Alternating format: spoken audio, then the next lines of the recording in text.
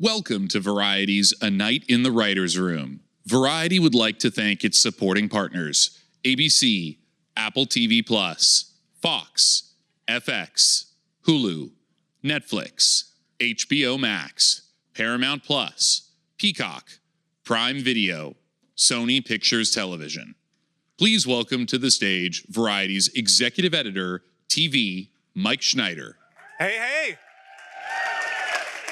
Listen, I also would like to thank HBO Max just for renaming itself yet again.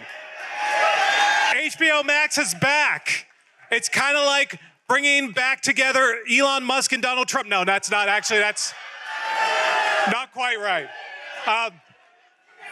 Who here is for Max and who here is for HBO Max? I love my folks from HBO Max. I love the creativity. Everyone else is a plus. Even Paramount Plus is Paramount Plus with Showtime, which I usually like my Showtime on the side. But nonetheless, I'm hoping that eventually everyone adds in some extra special sauce. Like later this year, if it's HBO Max along with some pumpkin spice, that I think will be good to go. All right, that one didn't work, but I'm trying. Guys, it's FYC. Let me hear it. FYC. And you couldn't have chosen better. This is actually our favorite FYC event because these are the people who actually do the work. These are the writers. These are the people who make our shows happen. And I want to thank all of you for coming and welcome you to the 14th annual A Night in the Writer's Room. FYC. Now, I want to thank especially one of my bosses, Donna Pinestri, who actually wrote some of my opening remarks. I was going to go to ChatGPT, but actually, Donna is better than ChatGPT. Where's Donna? I don't know if Donna's in here, but I just gave you a shout out. But nonetheless, so what we've been saying is the past year, we've seen some great television. This is probably one of the best years we've seen in a while in terms of writers pushing boundaries, telling diverse stories, exploring new formats that captivate viewers in ways we could only dream of a decade ago. See, Donna's good. She's really good. It's a testament to our resilience and passion for storytelling tonight. We celebrate the spirit with this year's top Emmy contending writers and creators. Yeah. Come on, remember every script, every character, every storyline contributes to this vibrant tapestry of television. And the nominations and wins, they're not just accolades. They're a sign that these are the best of the best. And they've all taken us on a collective journey. And it's the commitment to their craft. So I want to say a couple of things about Variety. Humble brag here, we are the #1 entertainment publication in the world. Just a little something. We are by far #1 in entertainment, the leading platform for Emmy Award news. I don't know if you all get my Awards HQ newsletter every Monday, but please do. Our coverage is unparalleled year after year. No other media brand matches us. We will take them down. We will fight anyone else who says otherwise. We are the #1 brand in America. And this year, we're celebrating our 120th anniversary.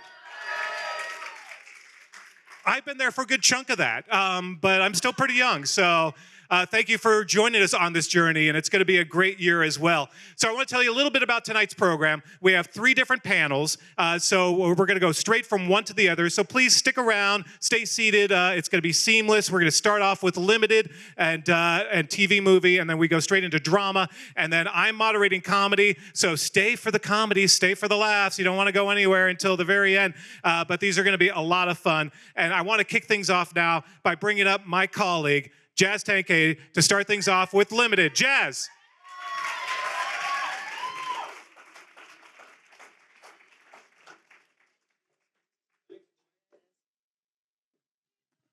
What an intro. Thank you so much, Mike. Seriously, stick around for his comedy panel because it's so good and you don't want to miss it. But as he said, it is truly a joy to be here. And thank you all so much for coming out tonight. Yes. But truly, what a season we've had. There are so many incredible shows, and we're just so excited to be here tonight to celebrate them and talk about them. So I'm thrilled to be here to discuss all things limited, or as the ladies were saying, we're unlimited, and they are. So I want you to give it up as I welcome our panel tonight. Please welcome co-creator, executive producer, writer, and director of Monsters, the Lyle and Erik Menendez story, Brennan. showrunner, executive producer, and writer of The Penguin, Lauren LeFranc. Co-creators, executive producers, and writers of Dying for Sex, Elizabeth Meriwether and Kim Rosenstock. We also have co-showrunner and executive producer of The Better Sister, Olivia Milch, and co-creator, showrunner, writer, director, and executive producer of Long Bright River, Nikki Toscano.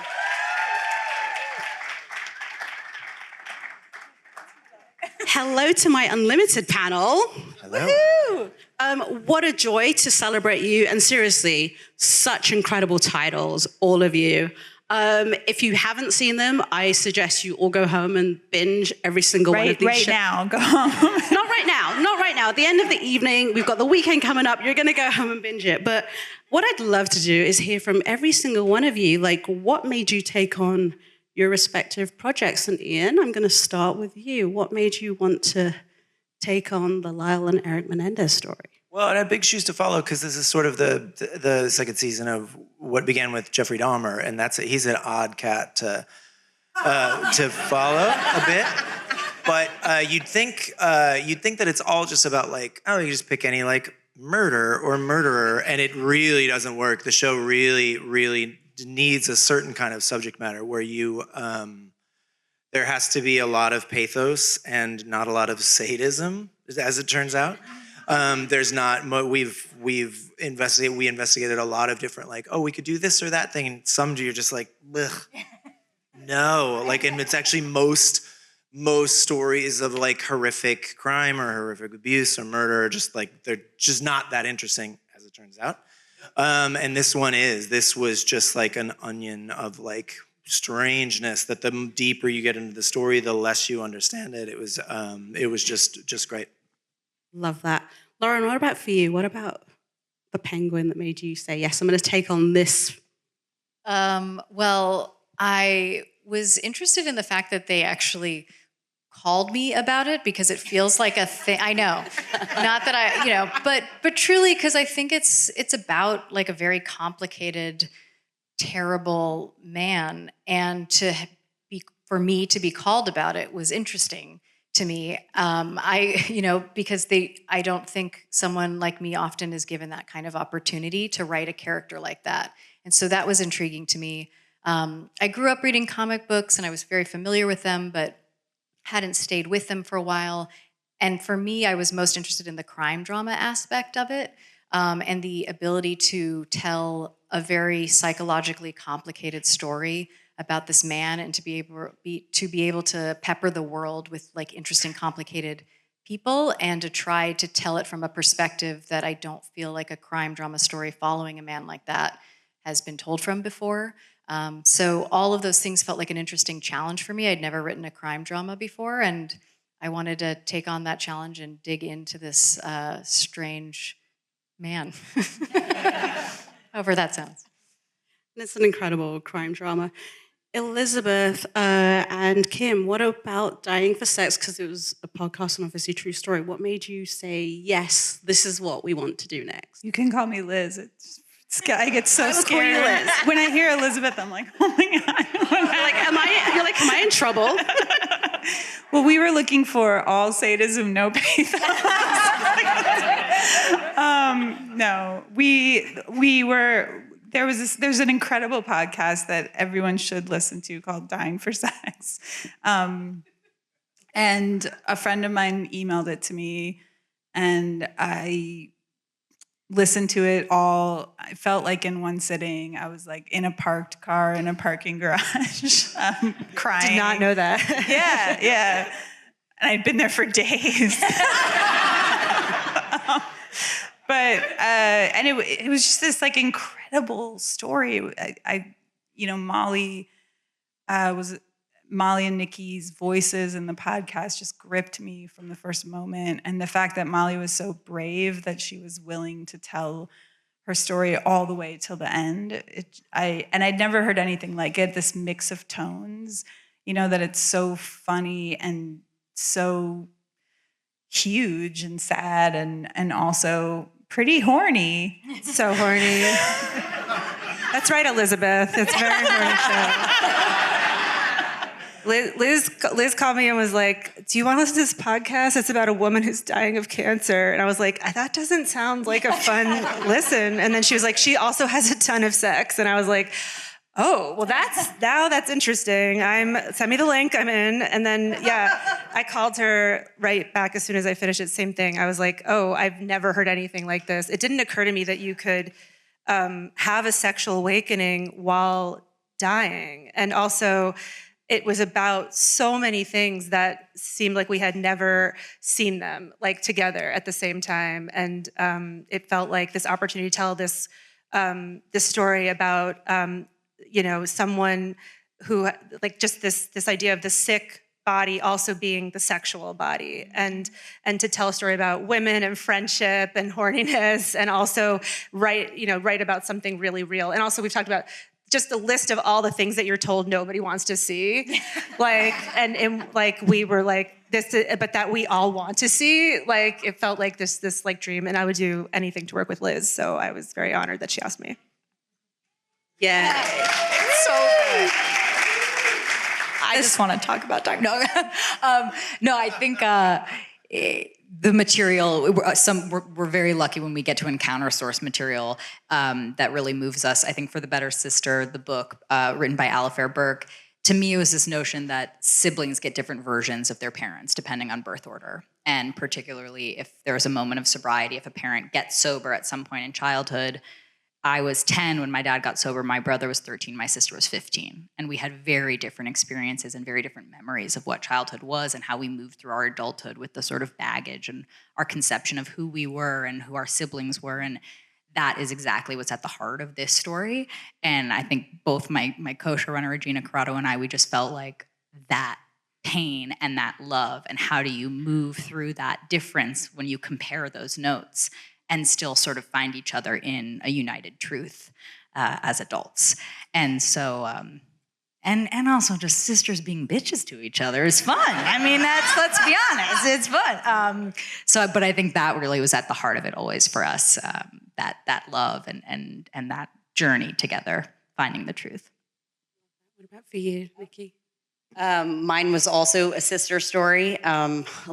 Little bit different, framed a little bit different. I think that for me, I'm a girl that does a lot of cop shows, a lot of murder mystery kind of shows, and I think that I co-created this with Liz Moore, and I think that what was so amazing about her novel is that it wasn't this typical cop drama, is that it was upending not only this cop as hero narrative, but upending this victim narrative. And for me, it was just, so undeniably unique for all of those reasons. It was like, how can we not tell this story? I felt like a responsibility to tell it for those reasons. I think what I love about every single one of your shows and what makes it is the casting. Because if that casting goes wrong, whether it's the siblings, or, the cop, Amanda playing the cop, like, the shows wouldn't have worked. And Nikki, I'm going to start with you. How did you know Amanda was perfect to play a cop? Like, you watch Amanda in her movies and you're like, huh? And then now she's in this and she's so good, especially episode 6 in that finale. Take me through the casting. Well, Amanda's amazing. She's so game to do anything. And I think that, obviously Liz can also speak to this as well. And I think that The Dropout was like this, this huge thing. I never, I knew Amanda from Mamma Mia and I knew her from Mean Girls. And then I saw her in The Dropout and she so like undeniably transformed into this, other being. And then, we were looking for somebody that was like, just like so undeniably raw. And I think that Amanda has that as a person and also as an actor. Like, she's really willing to like strip down and strip away from everything else. And we needed somebody that could have that was bringing this sort of, she's, this very, very petite character to bringing this, weird sort of guarded cop. And she just sort of effortlessly, like, sort of just fell into those shoes. It was pretty amazing. Liz and Kim, I know Michelle's an EP on the show, but like, talk about Jenny and Michelle, because that dynamic is so much fun to watch. And again, if that didn't work, the show wouldn't have worked. Well, Michelle told me that she auditioned for your Really? For Lyle. Oh yeah. Oh good. She'd have been good. She could have done it. With the right wig. He wears a wig. Yeah. Sorry. I think we yes, we never dreamed that we would get literally any of these actors. I think every time somebody signed on, we were like, what? And it kept just getting when Sissy Spacek it wasn't even we were talking to her suddenly and she was like, when should I be there? And the first time I heard her voice on the phone, I was started to cry, but I had to be like, hey, hi, yes. Nice to meet you. And it was no, I mean, our cast is incredible. And Michelle, it's the part asks so much of her, and never once did she say no, I can't do that. I won't do that. I mean, she just threw herself into it. And I don't know, I think Molly's story spoke to her so immediately as well. The first meeting we had with her, she was just I can't get Molly's voice out of my head. And I think everyone rose to meet her too. Her passion kind of drove us the whole way through.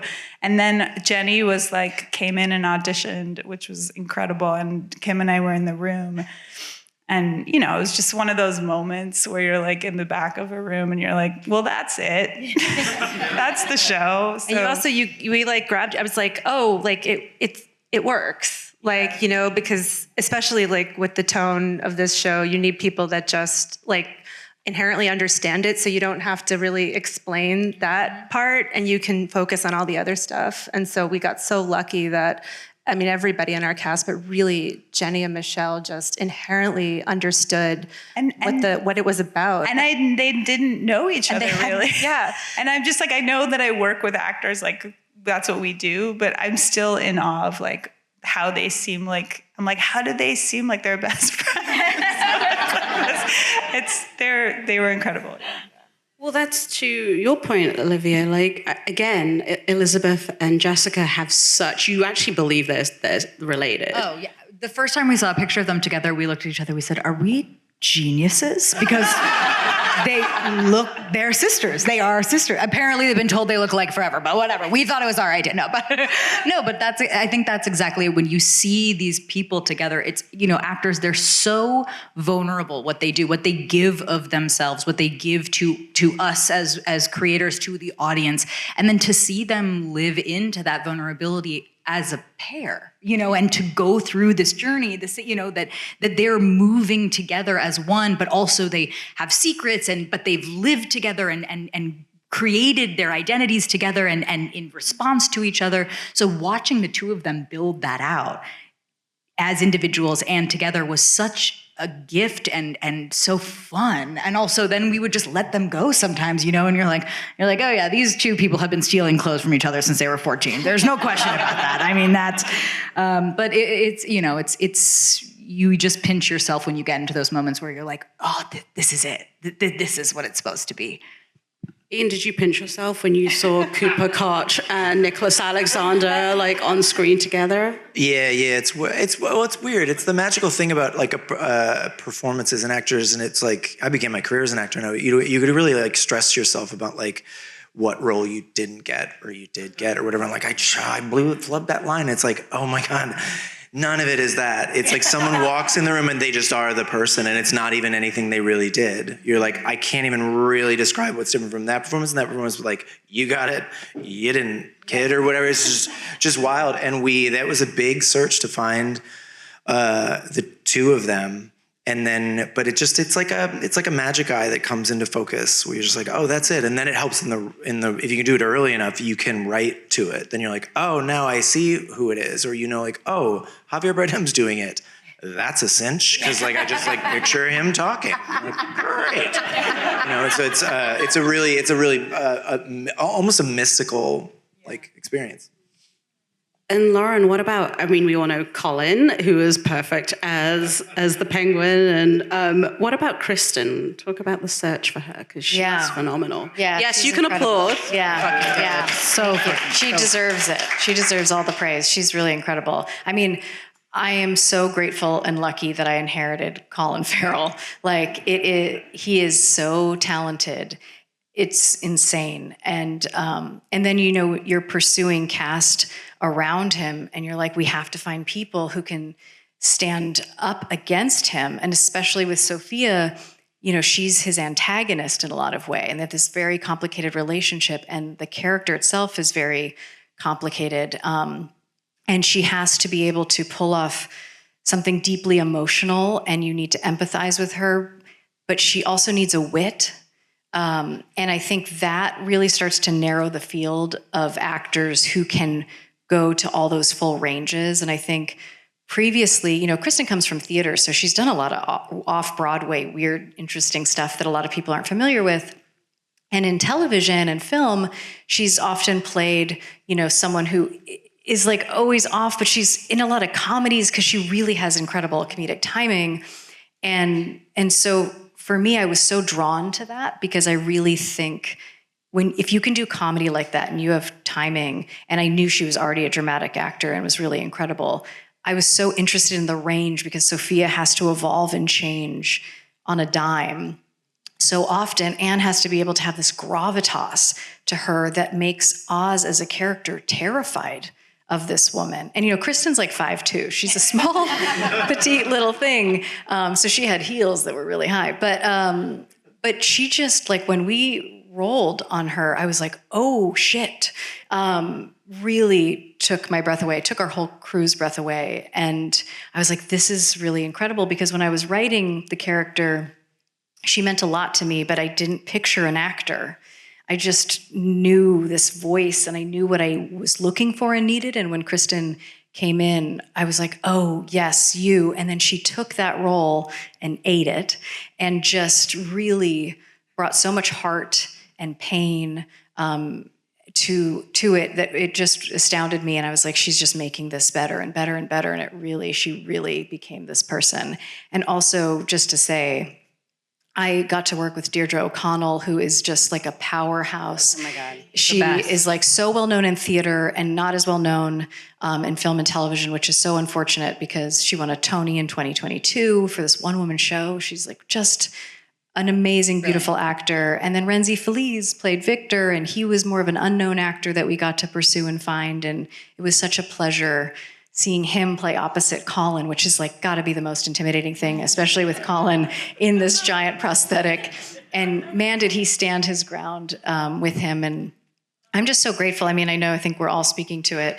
To have incredibly talented actors say your words makes all of us look so much better. Yeah. And you're just so thrilled to see that happen. And that's what really makes it come to life. And it's a privilege, honestly. Yeah. Well, to your point, to Lauren's point, take me into the writer's room. Like, your cast comes together. How much does the script change depending on, who gets cast in whatever, in a particular role? It's for everybody in the panel, so whoever wants to take that, go ahead. Go on, Olivia. Okay. I'm a serial hand raiser. It's been a problem since middle school. I just have that face. I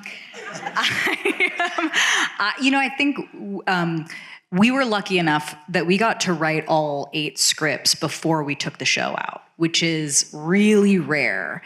We had sort of written for one place, but then our producers were wonderful enough to allow us to write the back half. So when we brought the show, we sort of said, this is the show, to Amazon and to our actors. And there's a real gift in sort of seeing the completion of that vision. But then that's where the collaboration starts with your actors, right? Because, some of Lorraine Toussaint, who's in our show, who's fucking brilliant. You recognize her from Orange is the New Black, maybe. She was always in our mind when we were writing her character. So that was always who was going to be, God willing. But when you start understanding who your cast is, then you build a relationship with them in terms of the act of creation of who the character is. So your ideas about it start to be infused with who they are, with their ideas about it, with what you're finding together. And that evolution and that living, breathing reality of the creative process, that's where the good stuff happens, you know, when you're listening to each other and in it. And, you know, there's obviously some moments where it's like, it's gotta be this, right? It's really important that it's this. And then it's other moments where you get that improv or you want to play, or you meet and you figure out where it needs to go. And that's the fun stuff. So, you know, we were never particularly like super sticklers, but we were super sticklers for making sure that our entire team knew that like the best idea won, and that we wanted that feedback and we wanted that collaboration, that the door was always open. And then when they would say the line wrong, we would look at each other and be like, they fucked it up. No, we never did that. We never did that. If they just said it right. No.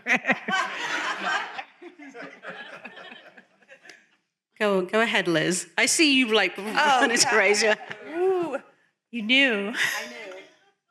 What do I want to say? Oh, I was just nodding along because I feel like that's something that TV is that really special about TV is that, I mean, when Jake Kazin directed the New Girl pilot, and I remember he told me early on, he was like, as soon as we cast these actors, just throw out any idea of the character that you have and just like write to these actors, like write to them.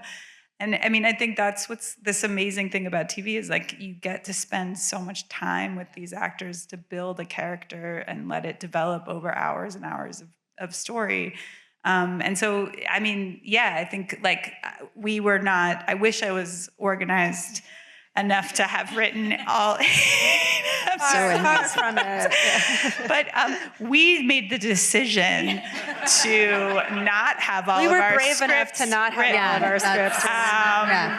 And it was this kind of good thing for us because we got to be in conversation with what was happening on stage and just sort of watching what Michelle and Jenny were doing and taking that. And honestly, we just kept putting off writing the last episode because we didn't want her to die, honestly. And so we just kind of maybe you can change spoiler alert. the story. Oh yeah, she dies, yeah.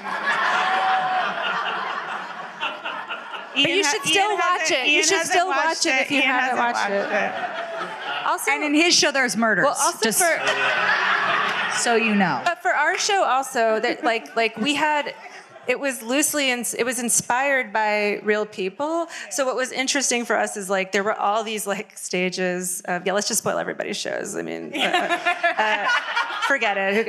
No. But I think like it was like, okay, they're the real people and we had their voices in our head. And then we had our writer's room and we had these amazing writers and everybody was bringing like a different perspective to it, which was so cool. We had the greatest group and then our writers were like a cancer survivor, someone who'd lost somebody to cancer, someone who had chronic illness, like a caretaker. We had people with chronic illness experience. So we made sure that we had our blind spots covered because we had fart jokes and dick jokes covered on our end, but we needed a lot of help in the other areas.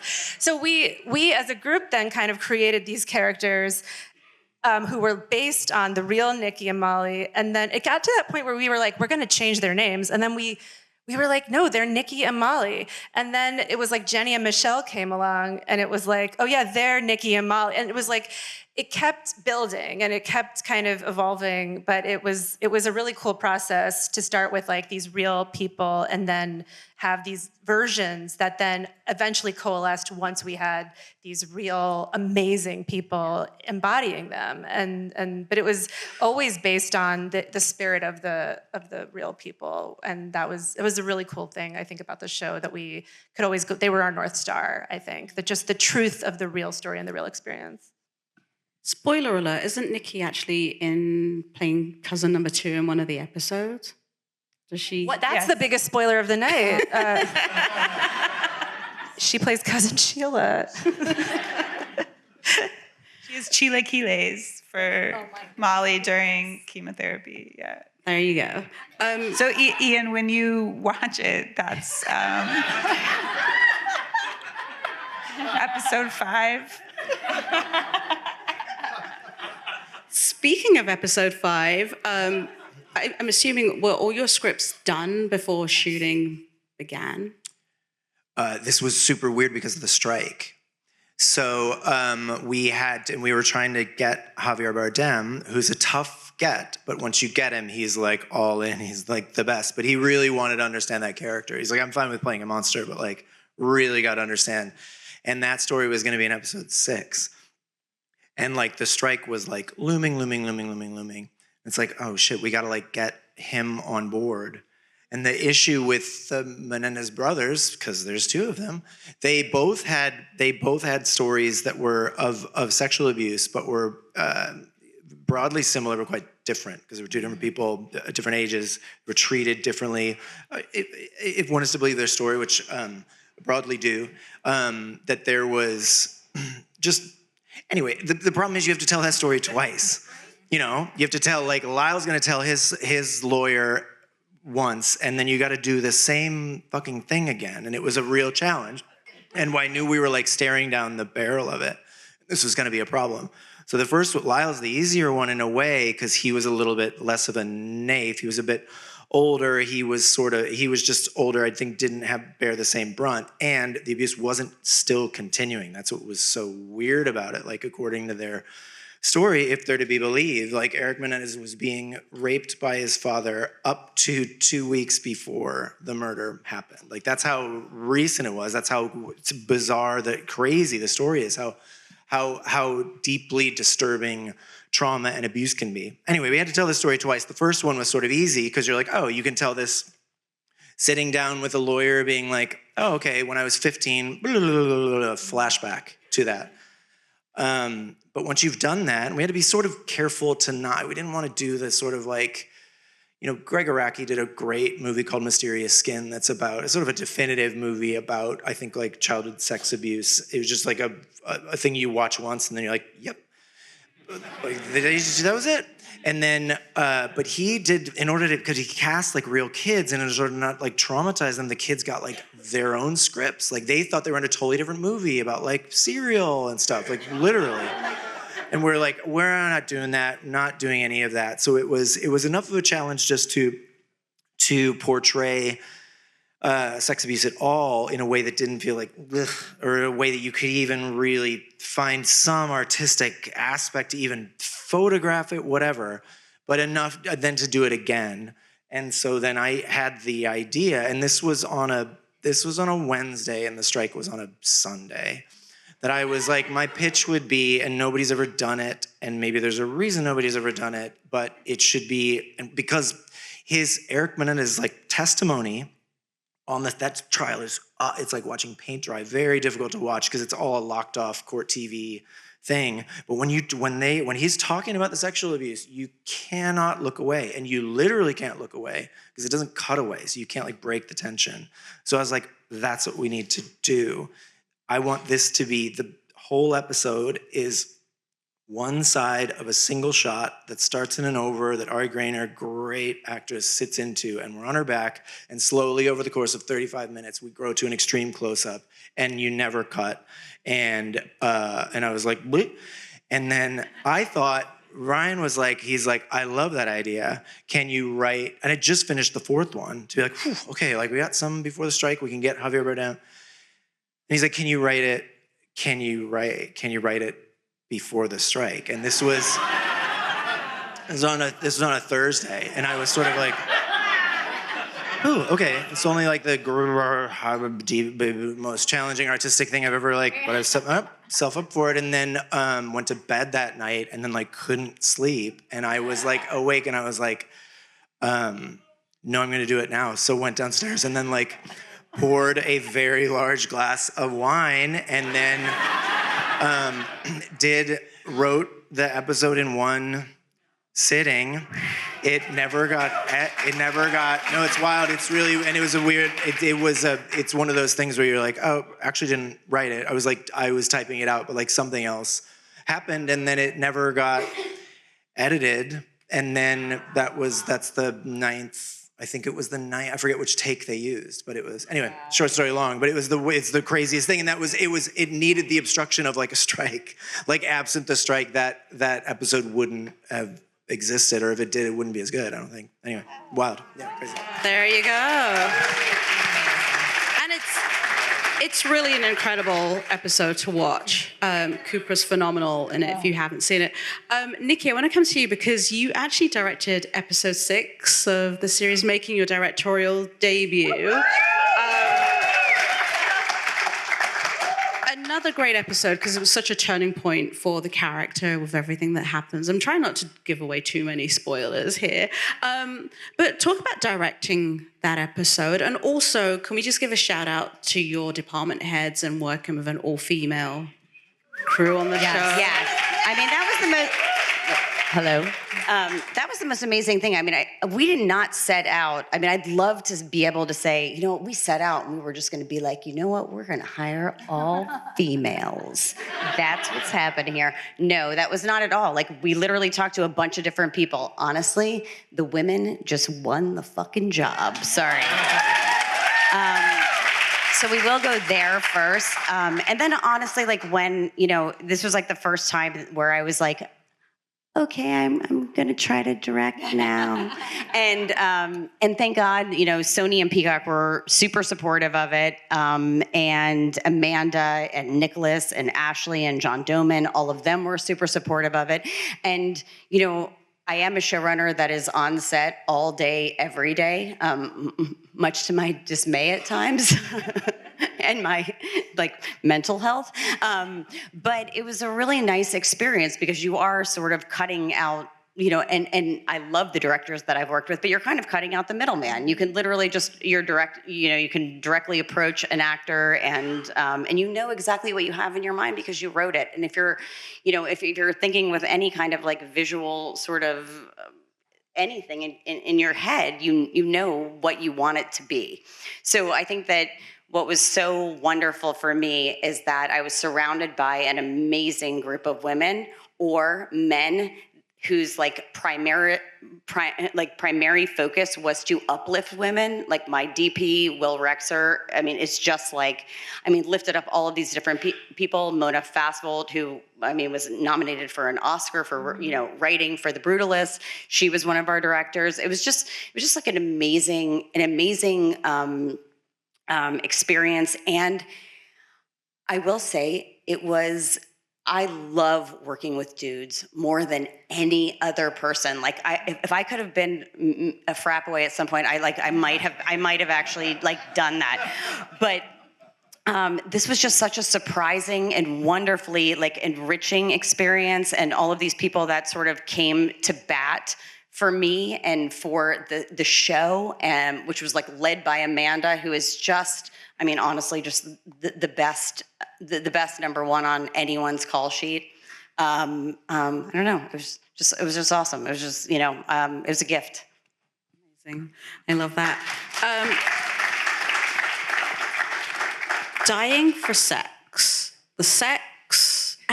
How talk about striking the balance, because it is her sexual awakening. What do you want to know?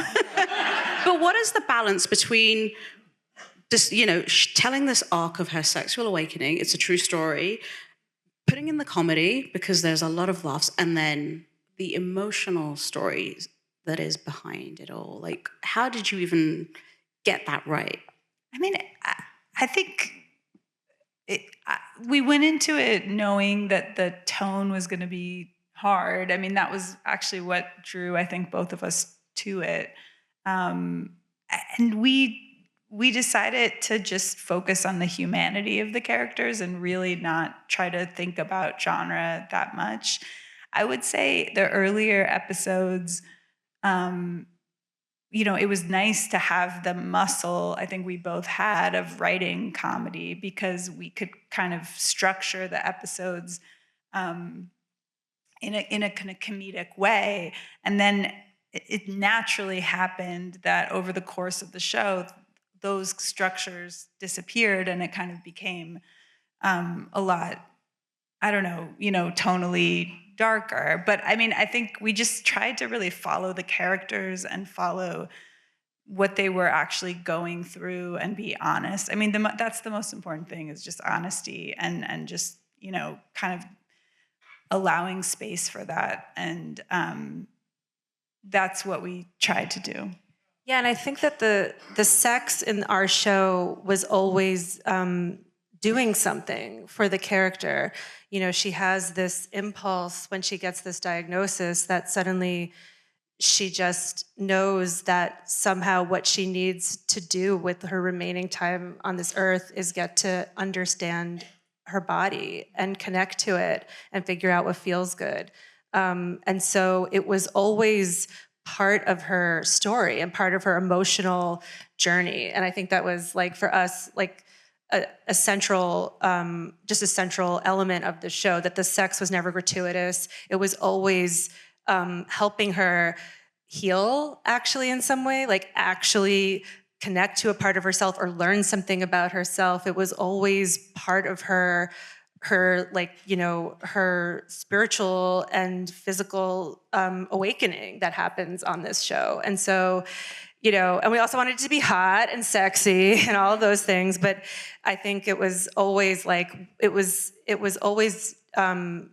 doing something for her. And, you know, but it's all, again, based on the real theater. We talked about, like, because in a musical, tell them, Liz. In a musical, like, you know, the song is supposed to take the character to a different place by the end. So we were like, they're like, every it's like a song. Every sexual experience she has is like a musical number.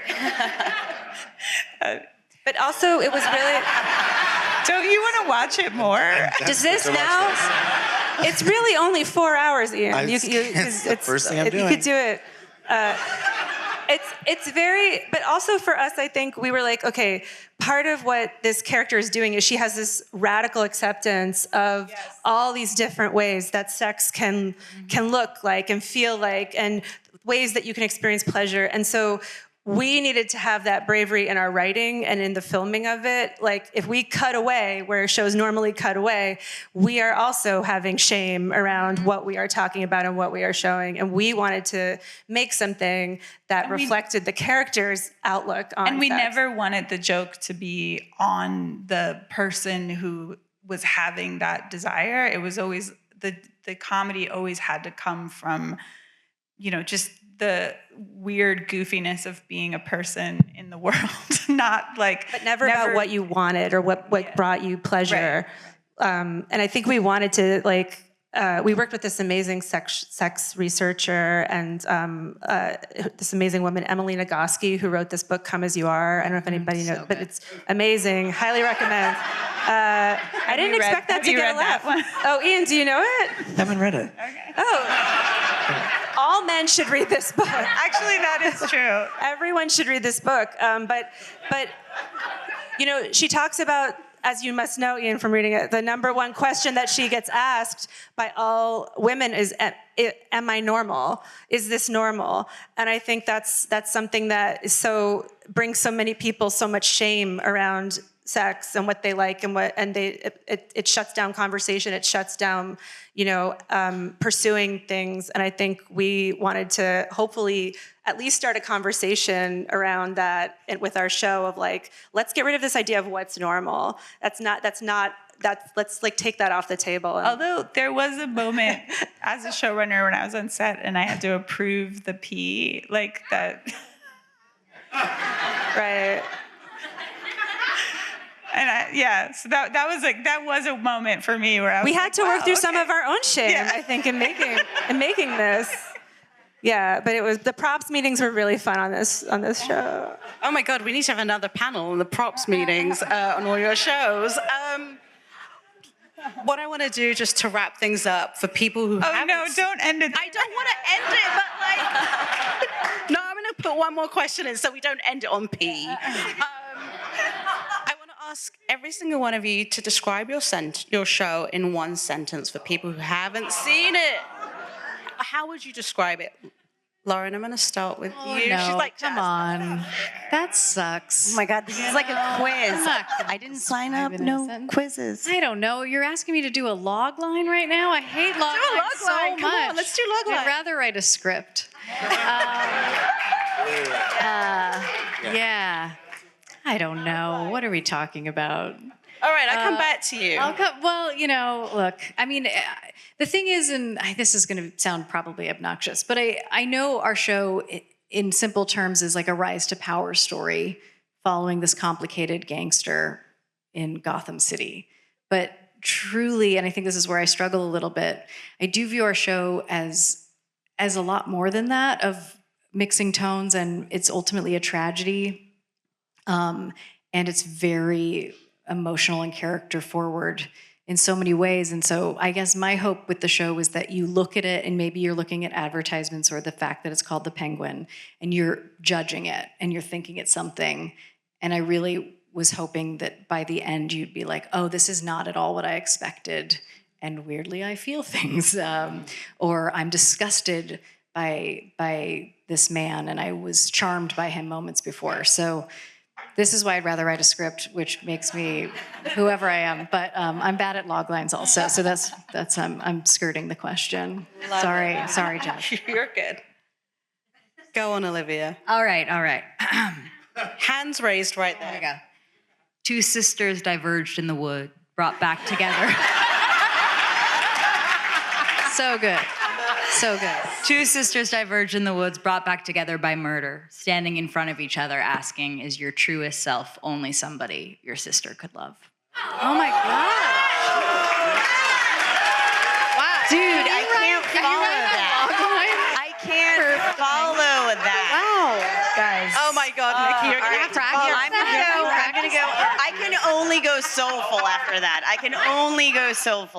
I'm definitely like kind of like, okay, where is my WGA card? And so should somebody be cutting it up in this moment? I would say that I would hope that what people take away from our show is that it's a show about the humanity when dealing with somebody that is suffering from substance use disorder or the people that are loving them. We love Also that. really good. I'm such an asshole for not answering this question. Should we do? One word No, each. Oh. do it at the same time. You know that thing? Yeah. It's a show Our about coming alive while coming. That's really good. That's really good. Wow. That's pretty good. That is so good. Okay, Ian, now you're gonna have to take it home. Mine's boring. Ours is Menendez is Rashomon. It's all the it's the same. It's a story told from different perspectives, and no one will know the truth. The two people who know the truth. Two of them are in prison. Two of them are dead. Incredible. I want to thank. My mic died. I want to thank everybody for that incredible conversation and insight into their process. Thank you all. And everybody stay seated for our next panel. Hi, guys. Thank you all so much for coming. I know Jazz just moderated an excellent panel, so I'm going to do my best to keep that energy going. We have a really great group to talk about some of the biggest dramas on TV, starting with Craig Mazin and Neil Druckmann, the co-creators, executive producers, writers, and directors of The Last of Us. Hey. And back here. Followed by Dan Erickson, creator, executive producer, and writer of Severance. Next up, we have Dan Fogelman, executive producer and showrunner of Paradise. Followed by Scott Gemmill, creator, showrunner, executive producer, and writer of The Pitt. Next up, Ben Watkins, creator, showrunner, executive producer, and writer of Cross. Barbie Kligman, creator, showrunner, executive producer of Doc. And last but certainly not least, Ashley Lyle and Bart Nickerson, co-creators, executive producer, and showrunners of Yellowjackets.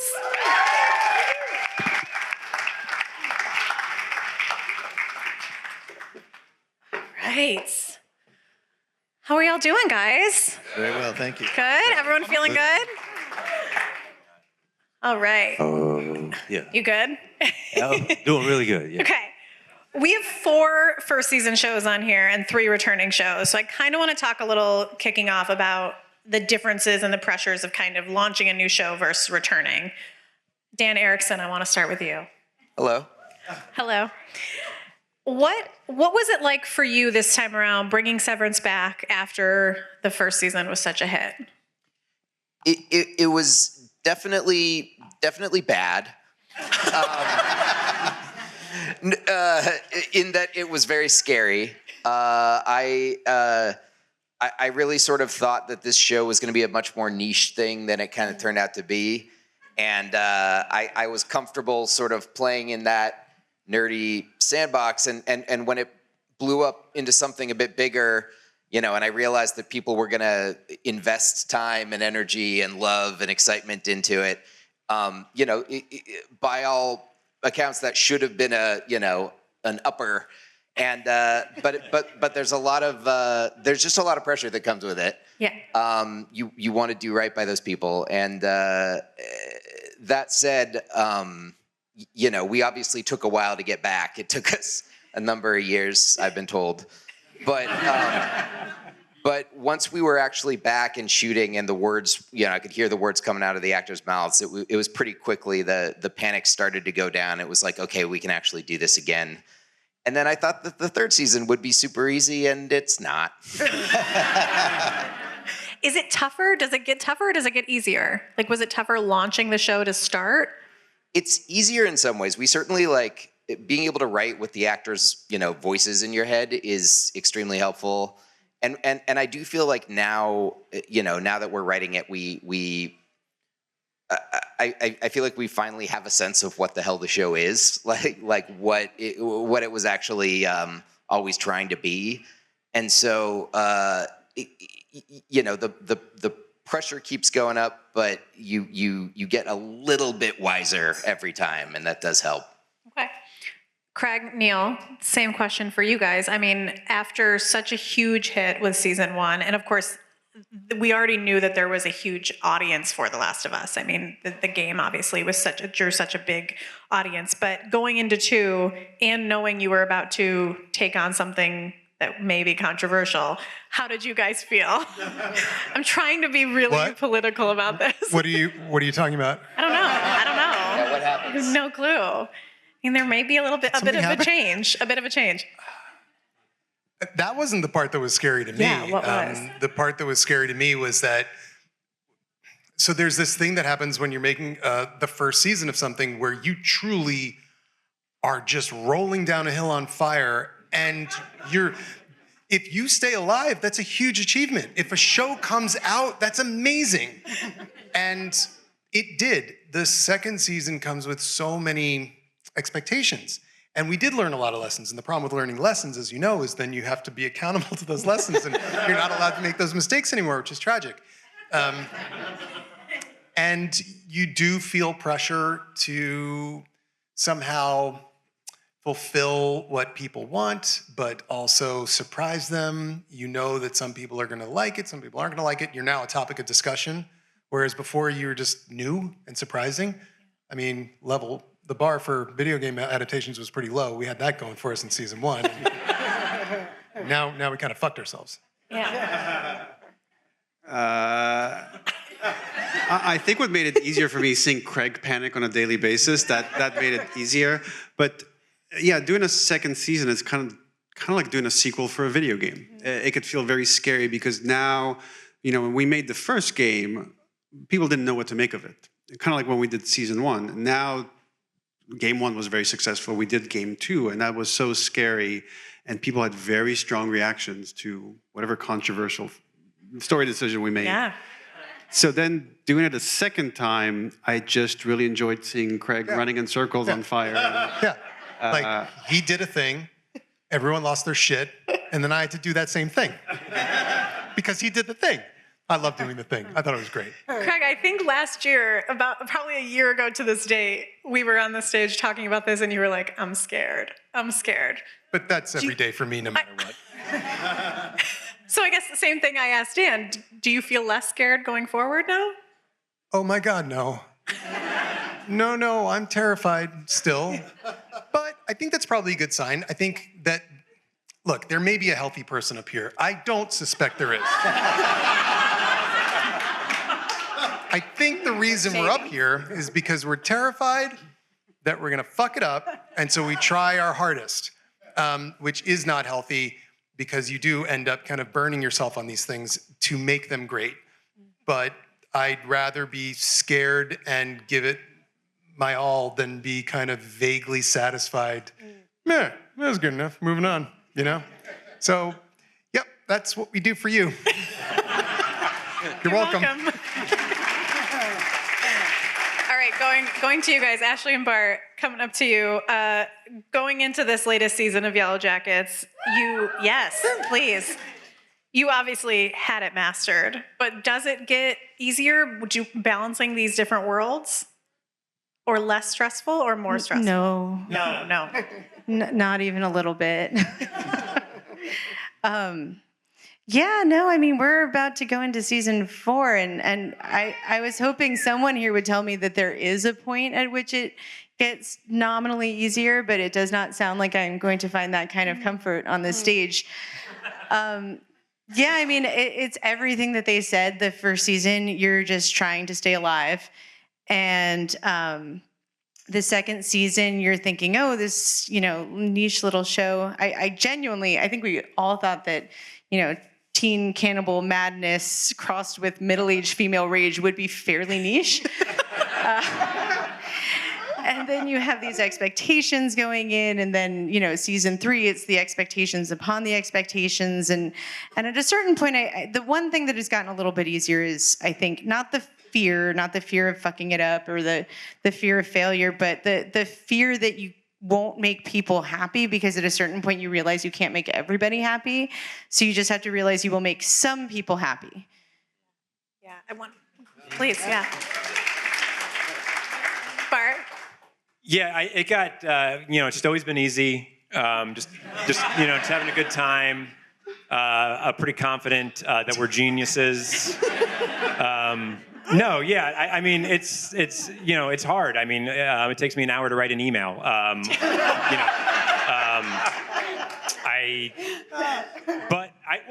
But the thing, a thing that gets a tiny bit easier is, one is, especially just on the same show, people have a little better idea of what you're talking about when, when you're explaining something, it becomes easier because they maybe trust you marginally more than they did kind of in the first season. And then I guess there is just being used to the process and how it's going to feel. That's just it doesn't make it easy. It makes it a little bit more familiar. That's just okay, this is what it feels like to feel I kind of forgotten how to write kind of in the middle of the season when they're kind of waiting for your pass on something. Or just kind of feeling this is going terribly. It's just because you have a little bit of familiarity with that sensation, I hope it's better, but, it's not. Well, I mean, anyone can take this, but so many of these shows do take these giant risks. I mean, we talked about this season included a big death. Yellowjackets every season includes a big death that we never see coming. How much of, I guess, fan reaction, viewers' comments, are you guys reading, and does that impact writers' rooms? And this is for anyone who wants to comment on this, since you guys have all been doing this. I try not to read it that much. I do, but I try not to. But it makes its way to you. The servers, the bartenders at the Black Cat at Silver Lake, they let me know what they think about that season finale, and they were not happy, and I did not get my drinks as fast. And I still don't. Maybe I have to agree. I after my first show, I said I will never read another review in my life.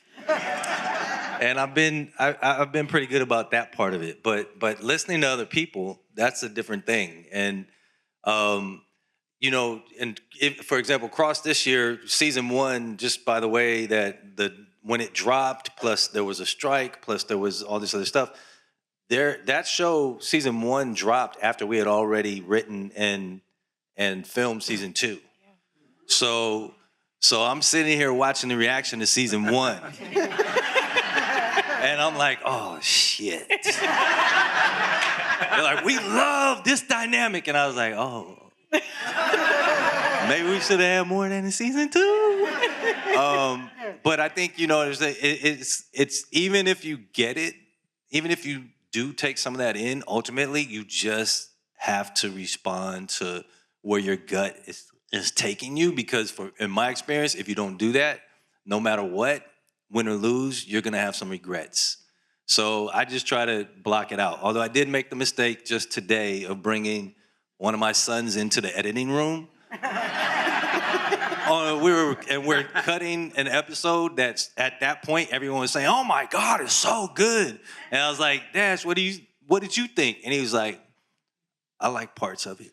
And I still haven't recovered. I still have not recovered from that.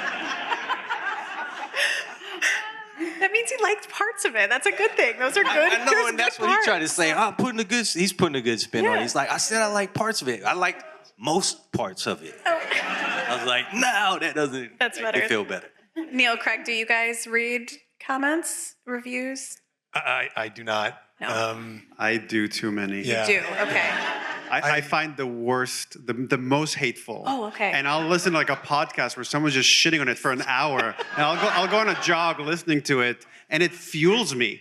It's weirdly like, it gives me like, I want to prove them all wrong, or there's like, so yes, to answer Craig's question, we're all very unhealthy up here. Yeah. I can't handle it at all. And I also have arrived at a place where I do feel like online discourse is exciting for the people that are involved in it. And I comment on all your shows, don't get me wrong. But there are millions and millions of people watching these shows, tens of millions of people watching these shows around the globe. And if you concentrate on the people who are motivated to talk about the shows online, you are concentrating on a segment of that audience. You are over-privileging a certain audience. Because it's rare for me to hear the things that seem like that do filter through from other people. Other people may have other things. Like, the big complaint mostly that I've gotten is, why did you kill Pedro Pascal? And I keep explaining, we didn't kill, he's a man, he's alive. He's fine. And he's in literally everything else. So I don't know what the problem is. Like, okay, but fine. That's a reasonable complaint. And that is more common than some of the occasionally you'll get somebody will figure out your email and you'll get, here's my 20-page thesis on why you fucking suck. And I'm like, I'm not, I sent it to Neil. Yeah, he'll listen to it. Yeah, he'll love it. Yeah. I mean, it helps that we have a roadmap. Nothing will deviate us from this roadmap. We go on these detours, and sometimes there's interesting stuff like people wanted to see more or less action, and if the feedback resonates with our own instincts, then you listen to it. If it doesn't, you have to dismiss it. Yeah, absolutely. Barbie, let's talk about Doc. It was such a fun show, and I think it's heartbreaking and touching and stands out from so many other shows on TV, and obviously based on an Italian series, inspired by a true story. How did you go about crafting this to make it stand out and make it different than everything else? Well, I had Hank Steinberg, which helped. But I think that, I think we both responded to the Italian series because it was so different from anything else. I've been a medical TV show fan forever. My first job in Hollywood was as an assistant on ER. So, yeah, I'm old. But so I've always loved it. My dad was a doctor and all that. But to watch that show and to see, what the character had to go through in terms of the accident, remembering and forgetting the last 8 years of her life, and not knowing that she's divorced and not knowing that her son died, doing a medical show through the prism of that person who has to start all over again, that didn't feel to me like anything that had been done before. Yeah. Except by the Italians, but nobody here could see that one, so we were good. We were in the clear. So it's fine. It definitely feels fresh and new, and the cast, it's incredible. I know. We really lucked out. For sure. I've been doing this a long time, and we really lucked out. All of them. every single one of them. But yeah, I mean, I think the other thing that's interesting is like every medical show is mostly about the characters that you're filtering the medical stories through. And so even when the medical stories might be the same or similar, or have a, it's still the character is unique. And so the way the story is told will always be a little different. So you don't feel like you're rehashing anything that's been done before. Absolutely. Scott, I feel like this is a normal. I feel like Barbie rips me off all the time. I do. I'm kidding. I feel like I have to go to you now because it is such a beloved genre, the medical drama, and this is proof on a panel that it can be done in so many great different ways. So for you, I mean, getting into the pit, what was that for you? How did you say, okay, I want to set this apart from everything else? Well, I also was on ER with Barbie, so if that makes you old, I don't know what the fuck that makes me. So I was a little hesitant to go back to that genre because, you do it and you want to do something different, but we came an opportunity, and so, what can we do that we haven't done before? It was mostly about what we hadn't done before, so that was exciting for us, and, we came up with this idea to do it in one day, and I know, the guys had done it on 24, so there was proof of concept there, and it was challenging for sure, but now, we embraced it, and they said, well, are you going to do it the same way again? And I'm like, well, I would think so. I mean, why would I change now? So it works. Why not? Yeah. So no, and that's sort of. That and really trying to, one of the things we really tried was, no music, which was, a bit of a battle, but I think that makes a big difference. And really looked for all new faces and, trying to find actors that people don't really are familiar with who are also very good that's a challenge. But, if you can do it and you're patient, it pays off, I think. I mean, it definitely paid off. I guess based on what Scott just said, we now have to do Doc as one day for season 2. Okay, great. We only have 22 though, so I don't know how we do that. A 22-hour shift might be a little tougher, but maybe we can do that. Dan, I have been trying to come up with a way to segue to Paradise, but there is none. There's none. None of these shows have anything in common with Paradise. There's no doctors in Paradase? What was that? There's no doctors in Paradise? Are there doctors there? I don't think so. I honestly, I don't know. There's a shrink. I want to talk about this. This is such a different show for you, and it jumps between these timelines that I think is so interesting, which is, of course, something that you do masterfully. But why do you think that works so well for Paradise? And what was that? Was that from the original jump? You wanted to make sure you went back and forth? Yeah, it's something I like to do. I think it was in the conceit early on. I think my initial impression was to do something that you thought was one thing and then learn that it was obviously something else. And the way to do that would be to play in time. The shows like Lost was a real inspiration. I always loved in those early seasons of Lost how Damon and those guys would tell a human backstory in the midst of a real sci-fi kind of thing.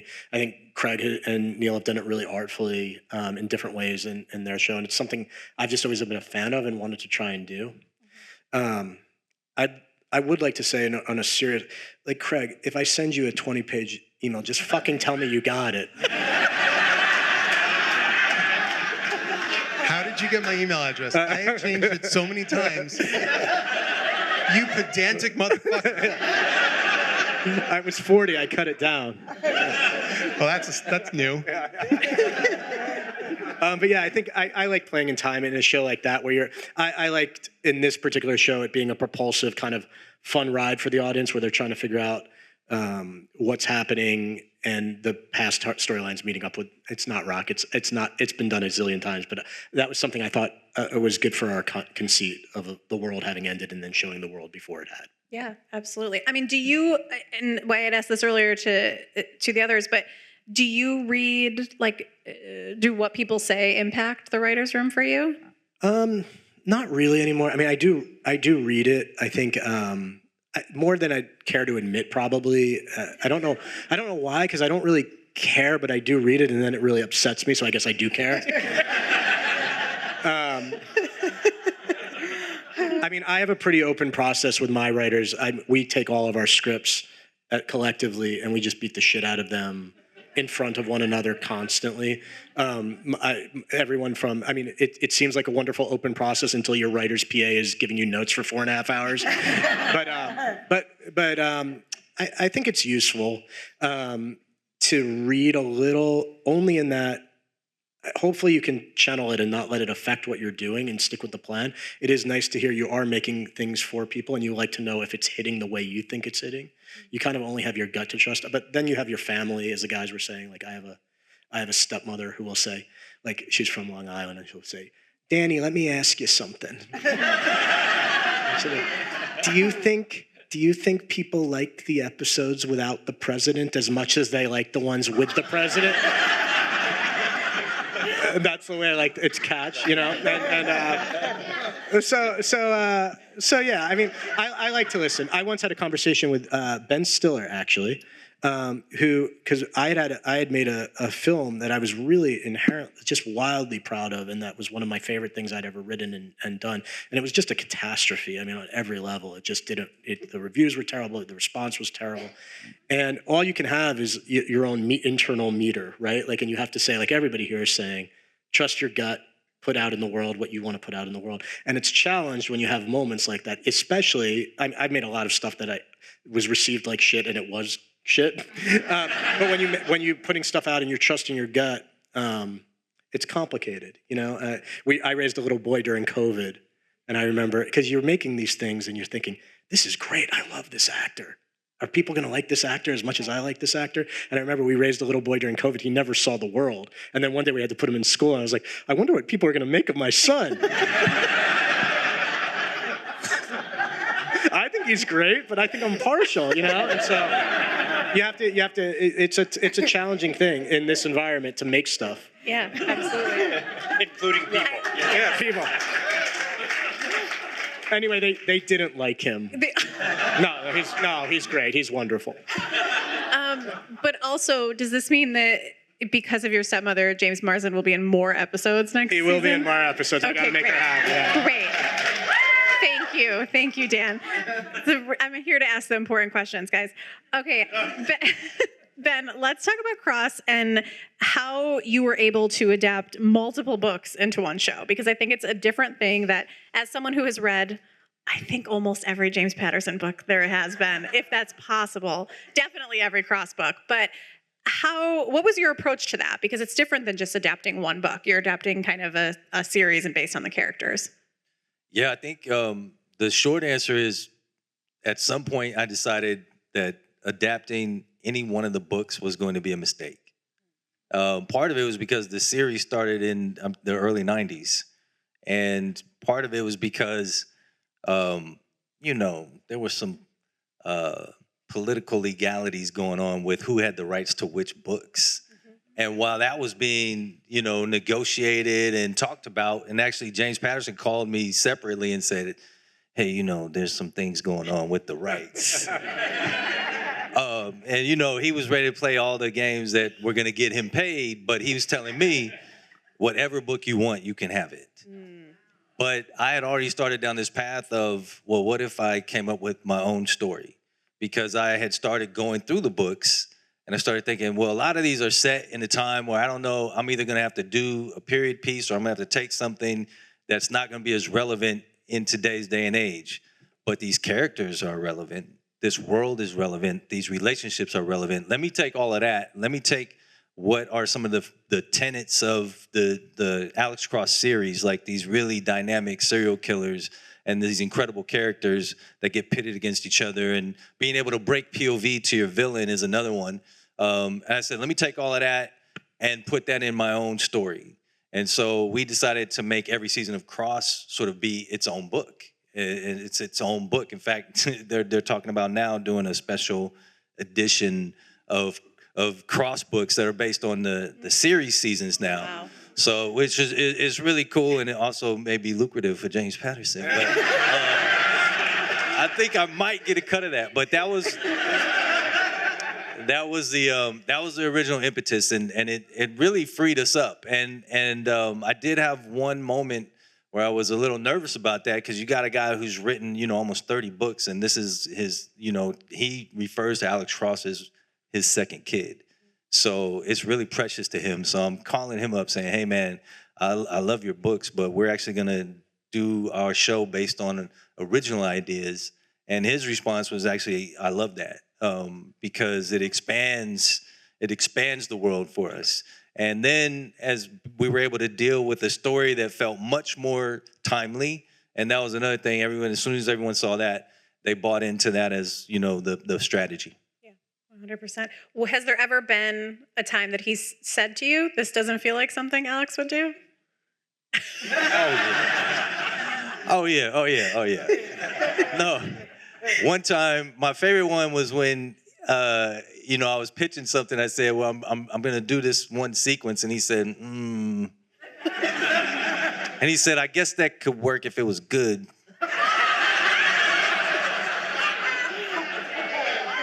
And I said, Jim, I'm never going to sit down at my computer with the intention of writing something that is not good.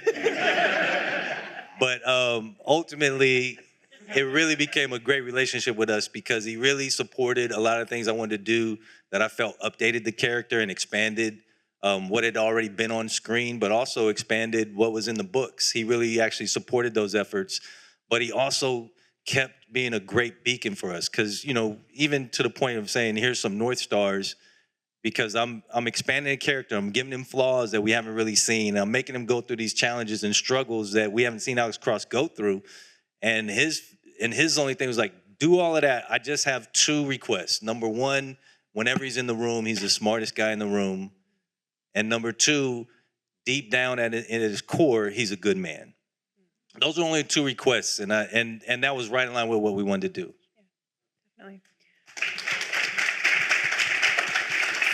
For everyone on the panel, I'm curious about planning, and Neil and we were just talking a little bit about this backstage, but when you're planning ahead, are you thinking of your show as this is the beginning, middle, and end? Is that this is a 4-season show? Or is it more, we're going to keep going till we can't anymore? So I'm curious, because I think you all may have different answers. Of course, you guys have a roadmap, so it's a little different for you, right? Yeah. There's, we knew game 1, when we made it, didn't know there would be ever a sequel. So it's more of a standalone story. So season 1, we're like, okay, this will adapt game 1. We hope we get to come back. If we do, we have a much more complex story in front of us with game 2. And now we have this roadmap that we don't quite know how long that road will be and what kind of detours we'll go on, but we know the main stops and we know the final destination. It ends. Oh, okay. It doesn't go on forever. Please okay. No. I asked Dan backstage, I'm like, how many seasons are you doing? And he literally ran to the dumplings and stuffed them in his mouth to avoid I was answering. hungry. But I did. I think we know, or we're pretty sure that we know how long it's going to go. We didn't know when we started. We knew where it was going to go, but we didn't know kind of what the length was going to be. We're pretty sure now, unless we can get that Pitt crossover approved, and then we'll go one extra season. That would be so fucking weird. Yeah. Do it. Yeah? Do it. I would watch that. I would watch that in a heartbeat. We just we have a tendency to look kind of forward a lot, but a lot of it ends up just like collapsing and turning into something different. Like certain kind of major things stand, but I feel like we have a very kind of future looking process that's this thing, it could become that thing, and then it's it all kind of changes, and so it's I'm not sure. I kind of think you have to do it to hone in on it, but there is a constant sort of revising kind of as we move forward. Yeah, I mean, when we originally pitched the show, we pitched it as 5 seasons. I think everyone on the stage knows that you kind of have to pitch it as 5 seasons. We were pitching this back in 2018, and you can be like, I don't know, here's the first one. don't know if there are more. So, it is a constant kind of revision. We have an end point in place, but to get a first season is a miracle. To get a second season is a miracle. Every time you get picked up, it feels like just a little bit of magic. Like David Blaine just showed up and gave you another season of television. So we do have an end point in mind, but I think that, as Bart said, you're always just kind of seeing where you're at. What we do is we do think about things in terms of structure. So, had season 3 been the last season, we would have been like, sorry, because it ends on a big cliffhanger. We knew we couldn't finish the entire story in 3. We knew that 3 was a big turning point season for us. And then luckily we get to keep going. So I would have protested if that was the series finale, if we ended on that cliffhanger. Barbie. So I'm the only one with the illustrious network. We love a broadcast show. Yes, absolutely. I am going to ride this until I die.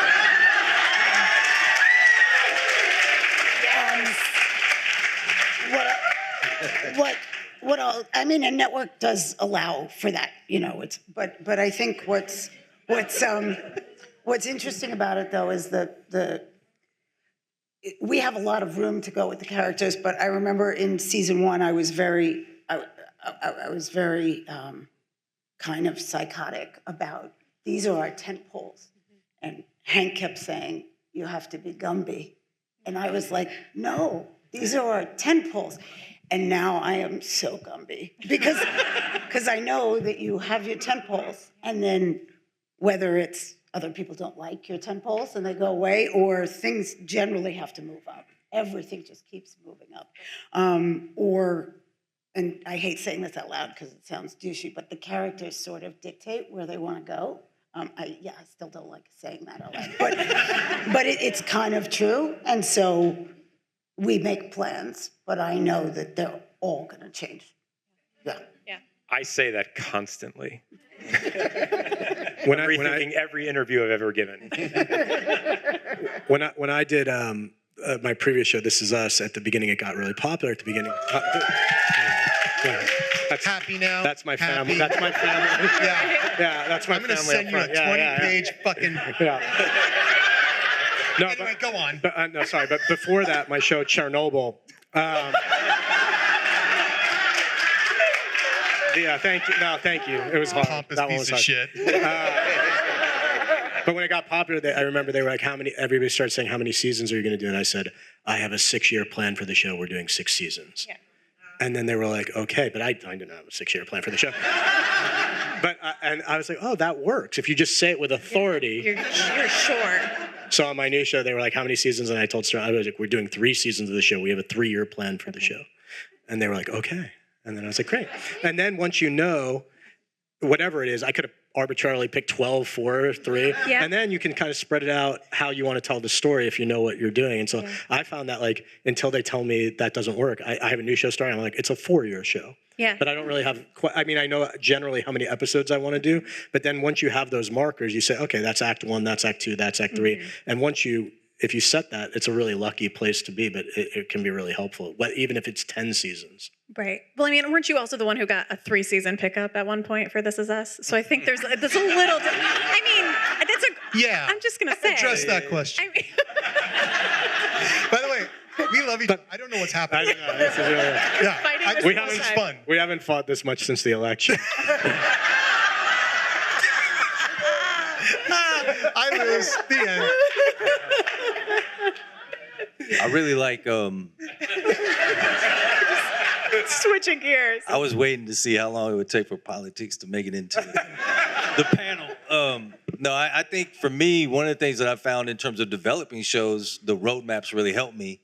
And when I think about how far forward I can get, it usually is going to be, it usually just naturally lands with this character journey that I feel like I'm attached to is going to get me 4 or 5 seasons, maybe 6. And I use that for what I would anticipate going forward because it helps inform the story I'm telling in the moment. But what has also happened is thinking about what happened before. So, so my roadmaps usually will span about, 10 or 12 years real time for me, thinking about what fed into this moment and what's going to come next. And then the other thing I love to do, which I just started and now I kind of regret it, but I started approaching all the side characters as if there was going to be a spinoff. So I was like, oh, if you really try to develop this character to the point where they could justify a spinoff, that's going to make your show better. But then when you actually start doing that, it takes a lot of time. But some things really do come that are fresh out of that, and then if you do only have a 4-season plan, you have a lot of options for these spinoffs. It's smart planning. That's smart planning. I have a question. Can I ask a question? You absolutely can ask. Because you could do 365 seasons of a show. Well, I mean, there's an aspect to what I do that is about that.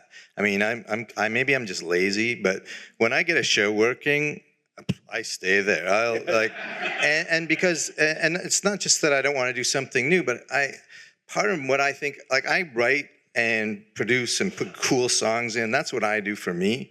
What I do for everyone else is I give them work, and I have this family that, you know, relies on me year after year. And so I will say, you know, I did 14 years on my last show, and I would have kept going, and was like, I will do this as long as you guys want to keep doing it. If you don't want to do it, well, I'll go do something else. But, you know, I think when you get something working and you're keeping people employed, and you're keeping people employed in California, like there's a...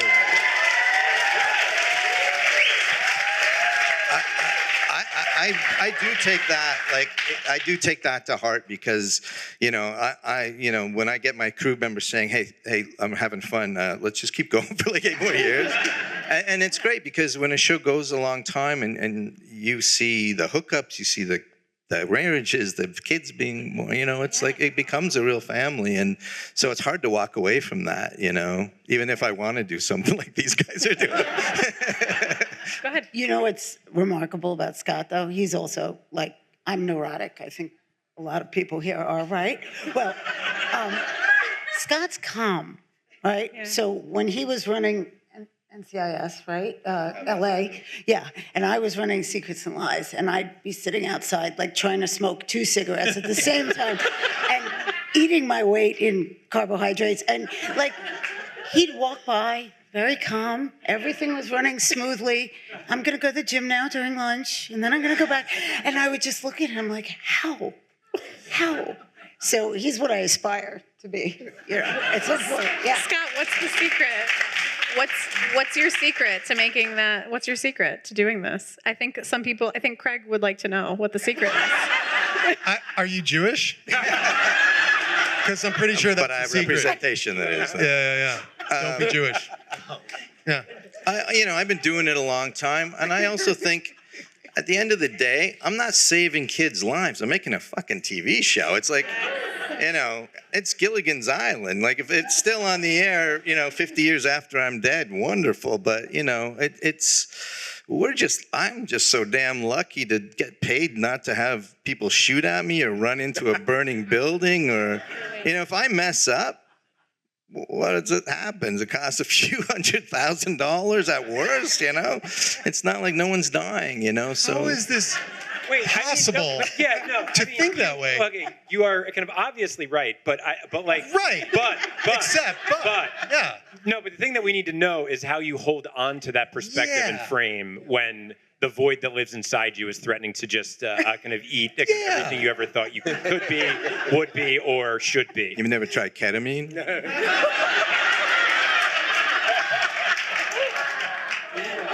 enough. No, I think you get to a point, when you get to a certain age, you just become a grumpy old man. So you're like, whatever, you know, this is happening. It's like, yeah, okay, I'm sure it'll be happening in 20 minutes. I'm going to go have something to eat, and we'll figure it out before the end of the day. That's awesome. Can we come hang out at your place after this? I was just going to say, cut to the green room, everyone huddled around Scott, and they'd be like, huddled around, we're going to murder him. He's too good to live. Let us take him down. Yeah, right. Well, we do kill people, so it's what we do. Yeah, that's what you're known for. Yeah. Guys, thank you so much for all being here. Congratulations. If everyone can please stay in your seats, we have a great panel coming up next for comedy. We're going to go off that. I know there's a lot of, drama versus comedy these days, but I feel like you can bring it. I feel like comedy is still on top. Comedy's back, is what they're saying. It is so. Broadcast is back, and comedy's kind of back too. And I'm kind of serious. This has been a good year for comedy, and just in some ways, it feels like you guys at Abbott were sort of riding that early wave of this new round of comedies that have hit it big. Well, I think you're the first person who said comedy's back. So we are bringing comedy back today. I think comedy's like funny again. Comedy's funny again. Yeah, but not it back. It got really heavy for a while. There was like things called comedies that weren't funny. They were like sad. Wow. This guy's just bringing it. Let's just go there. Bear's not here. Can we can we fuck up the bear? I mean, Hacks already did. Oh, shots fired. Heated panel, excited. The energy's scary. I'm honestly just still seething with anger that the guy from the pit had to be funny. Like, it's really not fair. Sorry. It's really not fair. But, in all seriousness, looking at the ratings this year, I mean, Nobody Wants This is one of the biggest new shows of the year. Thank you. That tells me that comedy is doing well, and it's coming back. St. Denis Medical, one of the biggest new broadcast shows of the year. Hacks just won an Emmy for Outstanding Comedy. Woo! Overcompensating, one of the hottest, best reviewed shows of the moment right now. Yes. Animal Control is about to do season 4. Oh. And Fox loves it. And What We Do in the Shadows defied all odds by getting multiple nominations over the years and is a cult favorite, one of the most beloved shows on TV. Did I hit everyone? Oh, and of course, we bring it back to Abbott Elementary, which, of course, I mean, that's the show that I said was kind of bringing it all back. Yeah, I mean, I think Network. We were also told Network was dead when we pitched the show, and we're still on the air. It may be dead, but we're there among the corpses. I think there's a bunch of people out there who still like writing comedy, still like making comedy, and we've found each other. And I always tell the writers it's like the zombie apocalypse, and we're in a room where there's food and beds, and there's like smashed bloody hands going up against the wall, but we've made it. So. We really are bringing the darkness to the comedy. Yeah, now. You should have started with me. I think that's. But I mean, and not only are you guys doing it, but you're doing it with how many episodes this season? 22. 22. Don't applaud that. I literally, that sounds really hard. Sick to my stomach. All I thought just now was you make so much more money than I do, but it's so much more work. They're making you do that. You wouldn't choose to do it. No, we're made to do that. It's a sweet spot. I don't know what it is. It's not 22. No, it's not. It's less. Make it 15. worse. 15. And then... Eric, how many did you guys do this year? We did 18 last year, and we're about to go into production on our next 18. Well, I mean, that's a lot too. That brings us to, close to syndication, which is still a thing, I think, maybe, kind of. We're going to bring syndication back next. Yeah. We brought back broadcasting comedy. Let's bring back syndication as well. My agent says it's not. So, your agent maybe is cashing some checks that you don't know about. So I would be careful with that. But Erin, again, looking at the numbers, Nobody Wants This. It came during a time where there weren't a lot of comedies, and Netflix is building back up, and they've got a number of hit ones again. But Nobody Wants This, I think, defied expectations and did really well. What was some of the reaction that you got? Definitely defied my expectations. I didn't. Everyone had. I think this is sort of a likely. It happens a lot, but everybody passed on the show. You mean nobody wanted this? Yes. Hey. Sorry, that was the lowest hanging fruit. You should fire me as your moderator right now. No, this is a really, really easy room. You guys laugh at everything. It's amazing. It's the best. I feel we're doing stand-up. It's great. Everybody passed on it, and Netflix felt sort of like a like an unrealistic place to buy it, and it was our last pitch, and I was sort of like, it was like a formality, like do the pitch so they can say no, and then I go back to like, you know, all the recipes I learned during COVID, and then they bought it, and it kind of, I mean, it changed my life, obviously. Yeah, and it was pretty fast. It's one of those classic Netflix phenomenons where almost overnight everyone was talking about it, and that must have been crazy for you. Yeah, it was. I had my first baby. My water broke during a music spotting session. And the show came out like, you know, a month later or something. And I was sort of in that haze of being a new mom. And it was a great, like it balanced everything out for me because it was so crazy what was happening. But I was like, my brain wasn't really able to process it in kind of a good way. And it was crazy. I mean, when I watched the show in the edit, I didn't watch it going like, fuck, I made the biggest show of the year. Like I did not. I was like, I don't think my friends will make fun of me behind my back about this show, but that's like the level that I thought it was at. It was like, it's cute. Like my friends won't make fun of me, but I didn't think this would happen. It's pretty crazy for me. Yeah, no, it's fantastic. And again, that goes back to the narrative of you guys, you know, should all be so proud of the success that you're having right now. I mean, Erik, St. Dennis Medical, again, we broadcast its trouble, perhaps. Maybe it's coming back, but to have a hit new comedy show on a broadcast network, that's pretty amazing. How'd you celebrate? What was the reaction when you realized, oh, we could be doing this for a while? Yeah, I mean, the nice thing is that the bar has fallen so low that to be a hit, I don't know what that means anymore. This is a therapy session. It's weird when you've worked in the business long enough to have been on canceled shows that would be a runaway hit now by the numbers they got 10 years ago. But honestly, it has been one of those experiences where so much came together, and a lot of that is luck. You just kind of like get in with the right people, the right team, and everything feels like you're running downhill. And it sort of felt like, if this doesn't work, I don't know what's going to. So it was more relief than anything to be like, okay, thank God this worked. I'm not insane. I can keep doing this. But now that we're about to start season 2, it is just like, it's weird. It's a joy. I'm grateful, but it also feels like you're in this weird bubble where I almost feel bad and guilty about having a steady job when it's just such an odd time. And I don't know, it kind of feels shitty. Is that like a... You should feel shitty. Yeah, okay, good, thanks. Thank you for affirming me. How dare you have a hit show? That's terrible.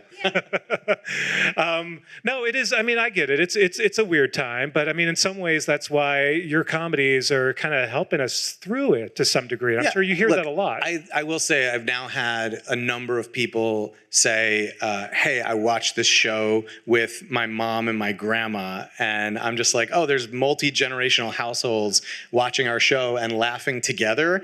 And that to me is what TV was when I was a kid. That was the joy of it. So it's pretty cool to hear that from people that don't owe me the compliment. They don't know me, they're strangers, and that kind of feels the best.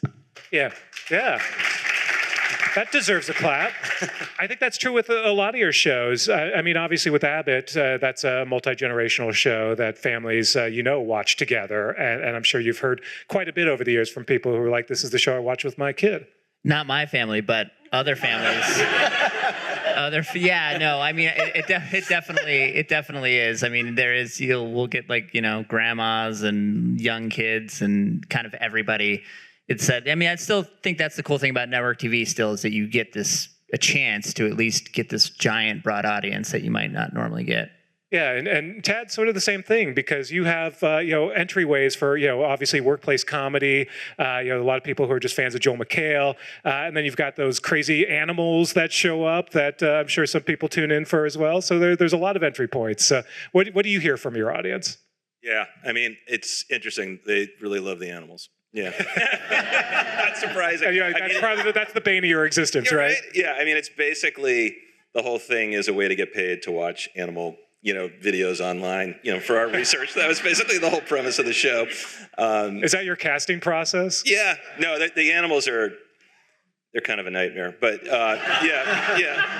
but they seem to be entertaining for people. But yeah, no, I definitely feel the same thing about the multi-generations, and I'll be like, And I'll sometimes forget that, and we'll have like a racier, storyline, and some dad I know will be like, hey, dude, I was just watching that with my 7-year-old. That's not cool. Kids got to learn sometime. Yeah, right. Yeah, it's a maturation process. I feel that. Yeah.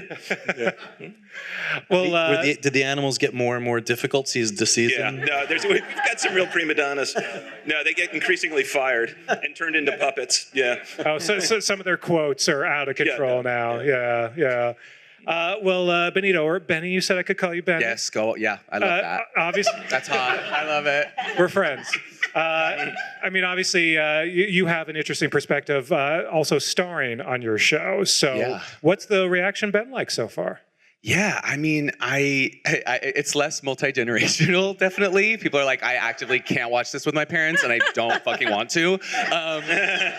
But I think I was worried about maybe some of the specificity of it, because I really was like, this was my experience in the closet. And so I'm like, if we open with George of the Jungle, is this like 2 on the net? Like, will everyone be like, what is going? And instead I'm being met with so many messages from people who I think saw themselves in the show, and maybe saw themselves not only in my character, but I think in this kind of nostalgic world of college, and them kind of being able to like laugh at that cringe time in their life. And it just being like so embarrassing to go back to that time. But yeah, I think it's been really overwhelming, and I feel just very lucky that I got to do it. So, yeah, and it does. That's why it does feel so relatable. Have you heard from Brendan Fraser, by the way? Has he? Not a word. No, he hasn't said a thing. But also, we kind of like allude to it, but we couldn't show it because Disney would have been like, no, like absolutely not. But nothing from Brendan. Brendan, reach out, love.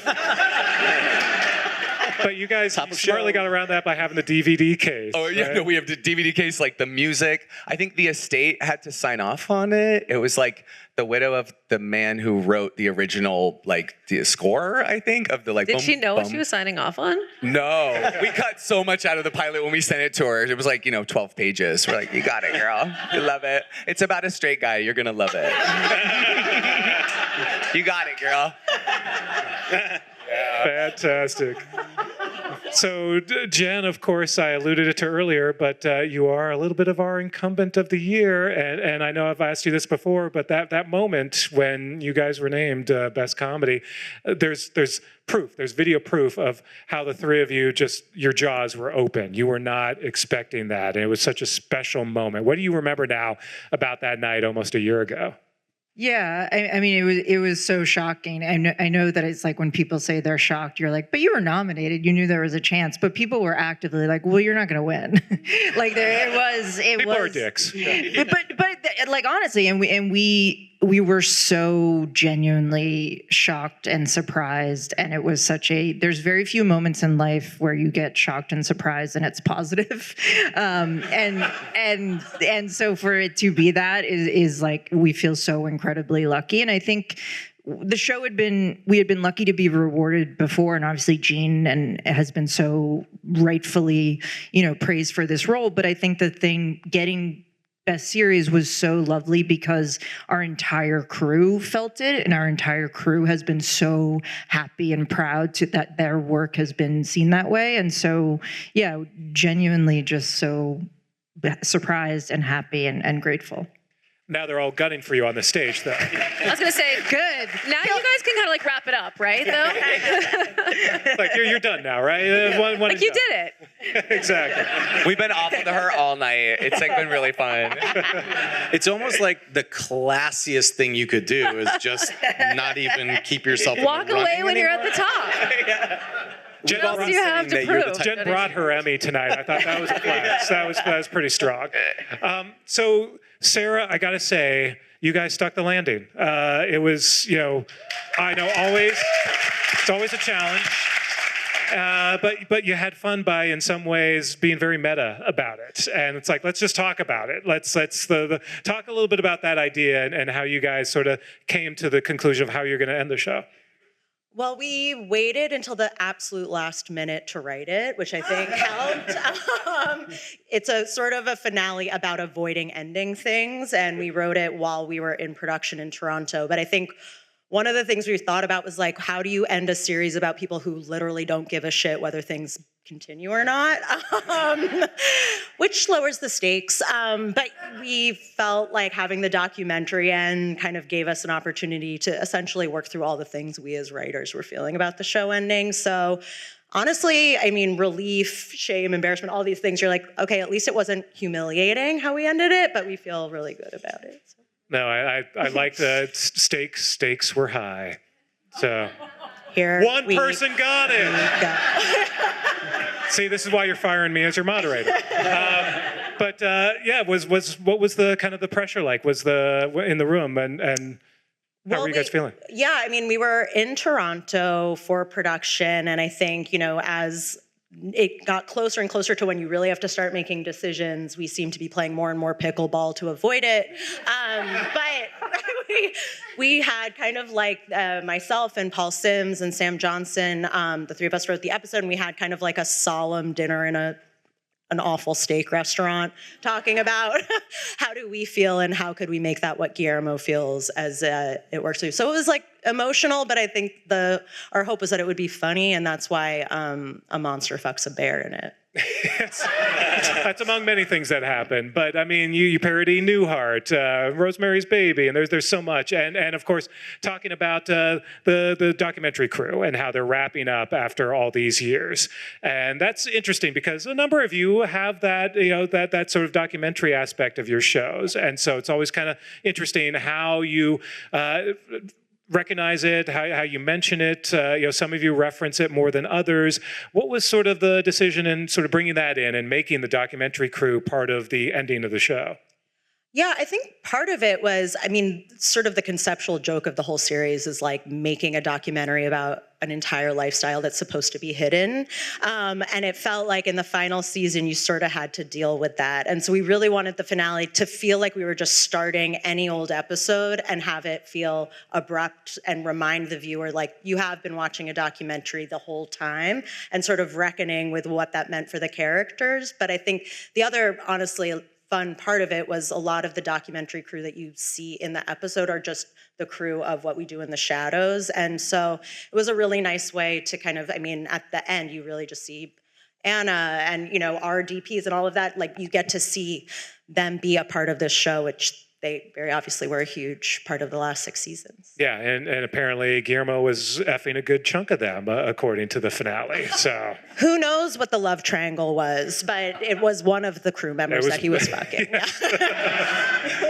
So, Justin, you know, you guys probably talk a lot too about how much do we reference the crew. Every once in a while, your characters will talk to the cameras or we'll talk to the crew people. What is sort of the rules in terms of how much the doc is a part of the show? Yeah, I mean, I think for us, we try to imagine that each character has a different relationship with the cameras. Like, Gregory doesn't like the cameras. He doesn't want them following him. Ava wants every camera on her at all times. So we use it in that way, and we try never to use it to just get pipe out because it's so easy to do that, but that's mostly what we do. But I think, you know, for us, we reference it in the first season, and we kind of like let it fall a little bit by the wayside. And then occasionally when we feel like a character's going through something really emotional and they might not want cameras there, then we'll use it to kind of make that point. You'll see the cameras kind of hiding behind something, or the person trying to actively get away from the cameras. But I think that's sort of how we use them. And Erik, you have that sort of same philosophy, right? Of every once in a while, it's sort of, you know, maybe a character will look, but you know, how much do you sort of reference that? Yeah, I mean, we actively use it to get pipe out because it's easy, but also I think that you know, there are times that you want to sort of forget that it's there, and then there are times that it feels like there's an additional layer to the character sort of being in on the joke with you about something crazy another character is doing, or just about a situation they're in that feels, I think, very connecting sometimes. And then the one I watch a lot of Below Deck, so one thing I like on that show Let's is that talk about it. that they like, the producer will sometimes like poke with a little question and put them on the spot a little bit, and so that was something I wanted to do on this show, and we use it sort of sparingly, but I don't know. I like sometimes just a little bit of a prompt to make the character uncomfortable. By the way, I feel like that is the hidden secret now of most showrunners, that they all watch Below Deck. I can't tell you how many people I talk to now. It's Below Deck, I think, is really inspiring every Well, if show you on have good television. taste, you're watching reality TV. Yeah, completely agree. But one of the things with the cameras is sometimes it's fun with the will they or won't they, and so that's where sometimes the camera will catch something that you're not supposed to catch, and that sort of furthers along. We saw that a lot, in the early days of the relationship with Janine and Gregory, for example. But will they or won't they is kind of a hallmark of everyone's show, and of course very much a hallmark of Nobody Wants This, because that's sort of what the show is. Ultimately, is this going to work out? So how do you sort of tease that? And how do you sort of, as you're planning, future seasons, like where do we go with this? And you don't want to give too much, but then there still needs to be tension in those relationships. Yeah, I mean, I really always set out to make a show about two people that you want them to be together and they make sense to be together. And so it's not really a will they, won't they, it's like how will they? And so I'm really trying to make it feel like a real relationship that you would be in, where you have challenges and struggles, but ultimately the goal is to make it work. We want to make it work, and we are making it work, but it's just hard because all these small little day-to-day things keep coming in between us. And you have this sort of big overarching, obviously there's like this religious conflict, but it's not necessarily that he's so religious, it's just that their day-to-day life in that situation wouldn't work unless she was Jewish. So that is something we can always fall back on. Obviously, it's like a big conflict that they have, but at some point she has to convert and say yes, and those things have to move forward. And I think that Netflix has always had this, not always, I've done one season.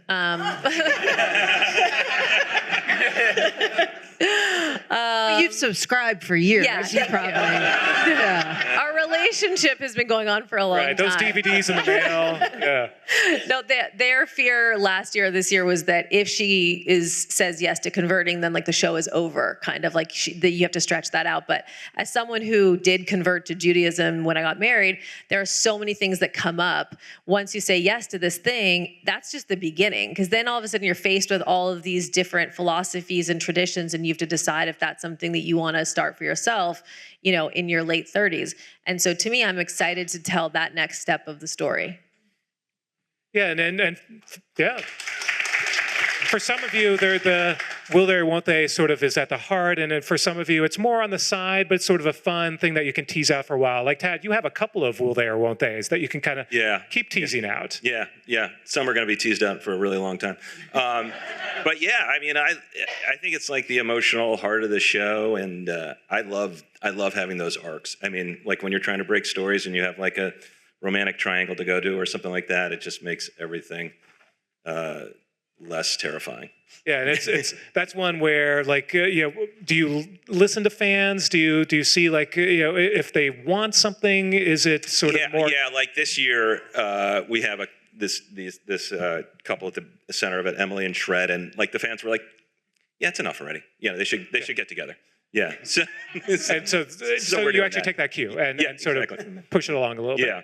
And Justin, obviously, we mentioned Janine and Gregory, and you guys made that decision to sort of, so at this point, maybe it was time to bring them together. And were there the concerns that, okay, well, then suddenly, what do we do with these two? Do we break them up? But people don't want them to be broken up. So how do we go from this point forward? Yeah, I think enough people have like run into me that don't want them broken up that I wouldn't want to run into anybody else if we broke them up. But yeah, I mean, we tried to build the show, and it was important to Quinta very early on that the will they won't they wasn't the center of the show, that it felt like an ensemble. And so we hoped that when we actually got them together that it wouldn't be this like big letdown afterwards. And plus there was, they're two characters in their late 20s, and so I think there's a lot of like growing to do, and just because it's both of their first real relationships, I think it was fun for us to be able to just write stories about like how do you exist in these relationships. Janine had only ever had sex with one person before she was with him. We make a big point of that in the show. So, she really has like no life experience. Yeah, and there are different kinds of because in Hacks, for example, it's less of a will they won't they. It's more the core relationship between Deborah and Ava. Like, will this relationship work? Will this friendship work? What's going to happen to these two women? Can they, because there's been so much back and forth. Yeah, we always said that the heart of the show is the relationship between Deborah and Ava, but it's always set on the backdrop of like what is happening with Deborah's career, what is happening with Ava's career, and so the different things that have happened throughout the seasons, getting late night, getting her dates cut at the residency, it always affects their relationship. So you are teasing out. It's not a will they, won't they in terms of get together, but it is a will they, won't they in terms of will Deborah allow herself to have one friend is essentially the question, and she's really fighting that for a long time. There was a dream once where maybe they would be more than friends, but well, it is a love story. Like the show is a love story between the two of them, and yeah, it's in Ava's dreams. Sometimes it's really a love story. And Benny, for you, again, it's more like a will he or won't he in terms of figure out who he is and sort of become comfortable with himself. Yeah, I think in telling a coming out story, I also thought like it's TV, so we have some time, not that much time. We'll see if I get to tell more, but here we go. But I liked that I could finally show maybe just how confusing this felt for me, and also have people who are not queer come to it and be like, that feels very similar to an experience of trying to find myself. And I think what I liked in what we were doing is like things would feel really scary to me. I'd be like, I don't know if I want to have that on screen, of like this kind of backslide and what it's like when you're in the closet, but you're also like homophobic, and what that does and how you treat people. And I think the collateral damage that happens and the pain that you put other people through because you're in pain. So I think that was something that I felt fortunate that we had time to play with, because I don't know if on screen I ever felt like I saw how complicated it was. And then I would just be like, okay, everyone else is just kind of like coming out to a really sweet mom.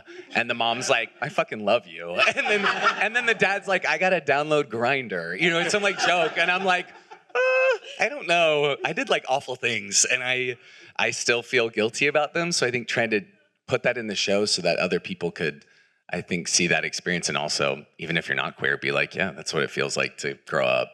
And what was that like for you to be so vulnerable and to tell that story? I mean, obviously you've been on social media and people got to know you through that avenue, but this is sort of a different way of expressing yourself. And what was that like for you?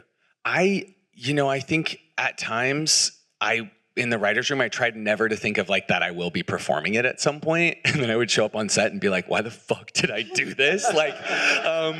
But I also, I had a brilliant showrunner, Scott King, who kind of just guided me through it and is just like such a mentor to me. So I feel like I felt really safe with him. And I was like, I want to tell this story right, and I want to do it justice. And also the writer's room was a lot of people that I felt so comfortable with and loved the work of. And I remember like kind of pitching some things that I was like, I can't believe I'm revealing this to a room of peers and people that I respect. But I'm like, I did this. What if we did that?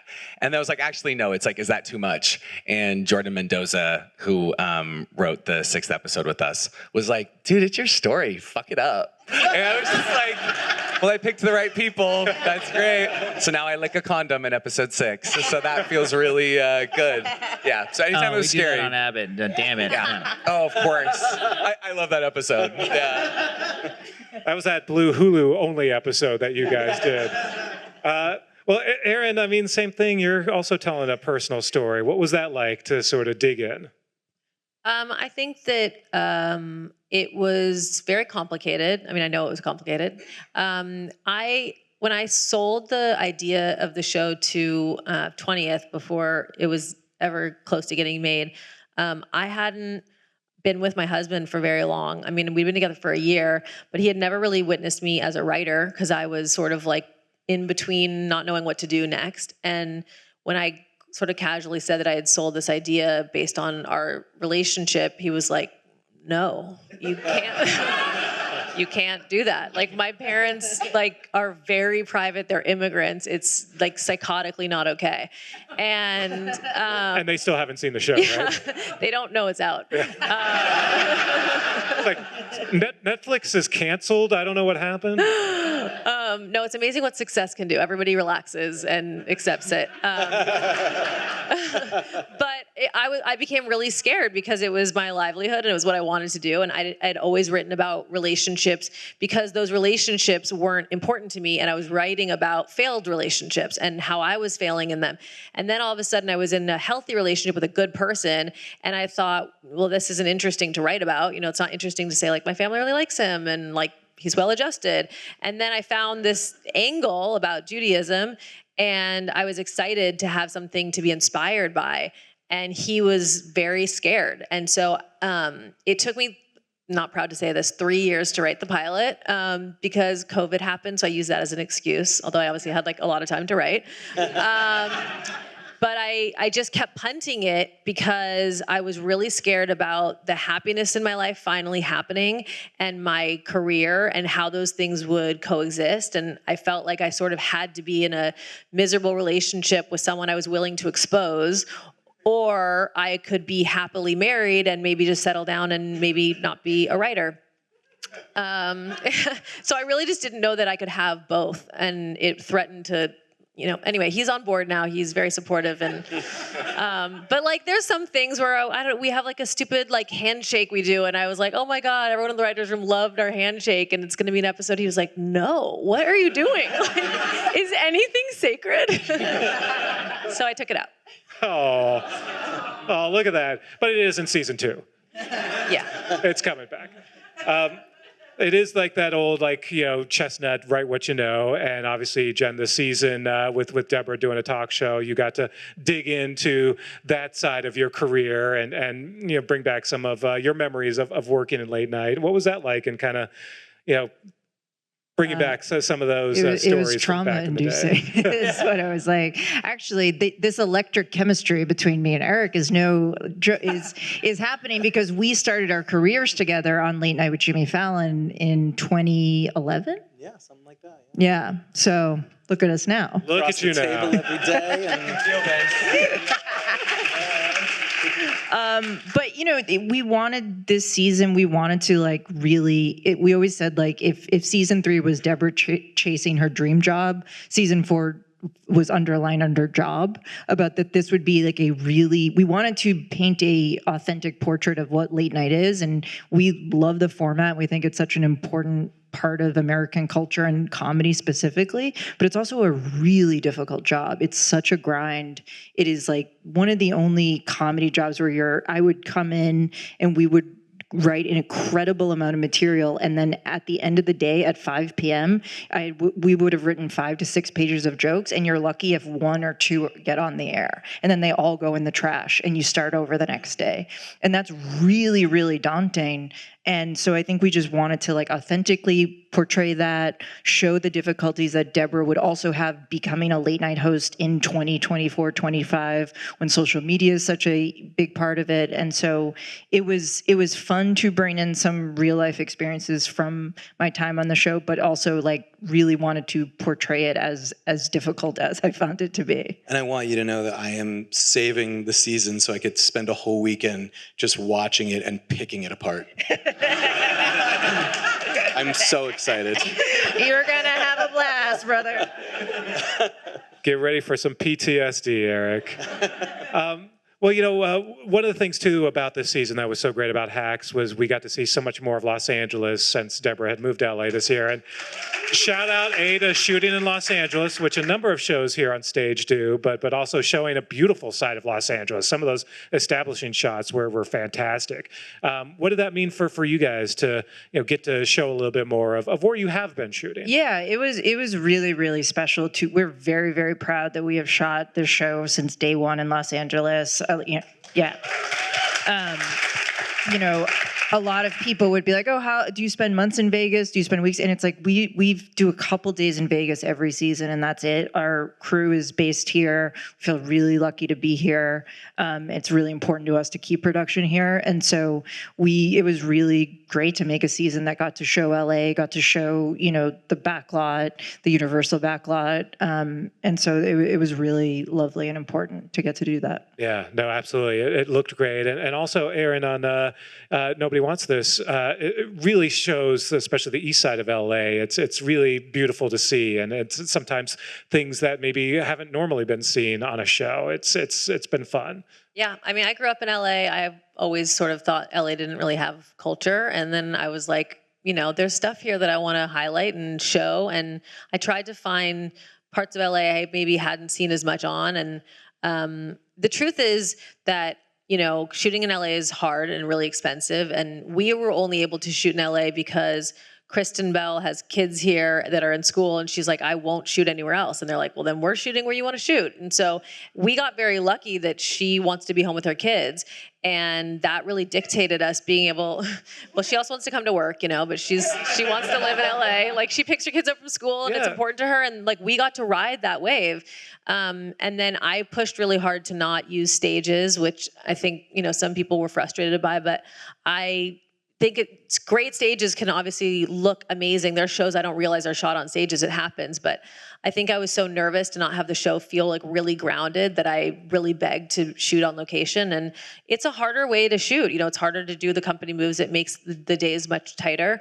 But I feel really proud that we did it because I really love the way that the show looks. And you know, I've shot pilots before where I wasn't proud of how it looked, and you can see the fake light coming through the window, and you know you're not really outside, and I just like didn't want to do that again. Yeah. No, and a show that looks great and looks, you know, if you go to the set of Abbott, you know, that school set looks fantastic. Shot in LA, shot on Warner Brothers, but nonetheless, really like is a tribute to Philly. And that allowed you guys to do your crossover with It's Always Sunny in Philadelphia this season. Yeah. No, we shout out to our production designer, who's incredible, Michael Whetstone, who has built an entire school inside the soundstage where they shot Tenet. We have like a giant soundstage. Yeah, the Sunny crossover was really fun. As most things that happen in Abbott, Quinta runs into somebody in a lounge and is like, you know what, comes in the next day. Here's what we need to do. And she had run into Rob backstage at the upfronts, and then she came in. She was like, "We're gonna do a crossover with Sunny," and I was like, "Did you tell any of the lawyers that?" And she was like, "No," and we hadn't told anybody. And then we were at Comic-Con like a week later, and she announced we were doing a crossover when we still hadn't told anybody, which is like a testament to her because she just like is a force of nature, and when she wants something to happen, like she's gonna make it happen. And then yeah, we were fans of that show, and it's like, you know, longest running sitcom on TV, and so Rob and Charlie came into the room, and we just kind of got to have a lot of fun. Yeah. Do you want to announce another crossover tonight? We're all like, pick us. Anyone here or? Right. Come back for one more episode of What We Do in the Shadows.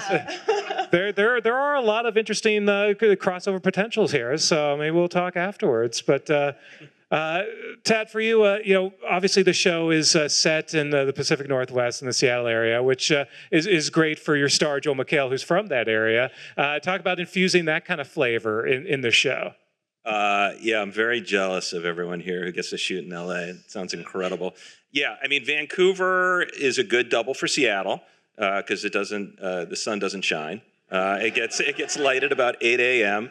Yeah, it's been great to shoot up there. The incredible crews. We're super psyched with it. Yeah, it feels like a very natural double for Seattle. It's not tricky at all. Yeah, no, it makes sense. And Erik, of course, you shoot on the Universal lot, but you're doubling for Oregon. So talk about that. Yeah, there was an idea to shoot the pilot in Portland, and I was kind of like, well, first of all, it's decidedly not Portland. It doesn't take place in the city. But more importantly, I just knew that I wanted to actively inherit the crew from American Auto. It was a lot of people I'd worked with even since Superstore many years ago. And there is such a huge benefit to working with people that you have a shorthand with, you know what they're capable of, there's a trust there. You're in a city where all the best people come to do their jobs. Why wouldn't we make something here with those people? And I think to Erin's point, I think one of the hardest things, for me at least, as a new showrunner was you have to know the areas where you can fight for something. You don't want to become known as the asshole who fights on everything. But that was a big one, to be like, I have a family. I have 3 kids now, and I have my work family, and I'm making a show about a work family, and I believe in that. So I wanted us here, and it was like, I'm going to use all of my chips on this thing. And to Universal's credit, they were very supportive of it, and they let us do it, and it's really worked out for everyone. And so it's been great. Benny, where did you shoot? We were in Toronto. So we inherited all of what we do in the shadows. So thank you. We're sister shows. That's the crossover. That's, of course. Yeah. So vampires in season 2, perhaps. Yes. Well, duh. Yeah, we'll talk. Yeah, easy. Done. We'll write it in the car on the way home. We live together. Now we do. But yeah, it was amazing. I mean, yeah, it was weird though. We were on a campus, and so at times it was, and they did have class like every now and then. So it would just kind of be like, well, we don't look the same age. I'm like, go back in your dorm. I'm like, shut your window. But it was great. It was great. But it'd be cool if we shot here. That too. So Benny, I'm curious, going back to, since you are, sort of playing a character inspired by yourself, what kind of notes did you get from production? And was it ever awkward when they said, well, we don't know if Benny would do this? And you're like, I did this. Yeah. Oh my God. I didn't get that many. I think it'd be more, sometimes I think in the writer's room at times, yeah, it would be like, I think I had sat with also my experience, but then these characters for so long, because I wrote this in like 2019. So it would be like someone pitches something and I'm just like, oh God. And like, when your whole body is like sick and you're like, I don't want this person to think I hate that idea, but we can't do that idea. Because but then I feel like at a certain point, I just started to like release it and I wanted to be surprised and just like have these brilliant people around me be able to say like, what about this? And what if Benny does this instead? And that I think was where I was able to, I think, play a character and not myself. And I think that I feel fortunate for that because it did feel more like writing somebody, I feel like it's almost harder for other people in the room when they know it's your experience because they're so concerned about being sensitive to that and not offending you because the lines between being the character and being the person, like, well, I don't know. That's so like slutty. And I'm like, okay, that's my story. I did that. No, totally. I'm like, yeah, no, you're so right. I would never do that. But other people seem to be more nervous about it than the person who's like clearly writing their own experience on a TV show.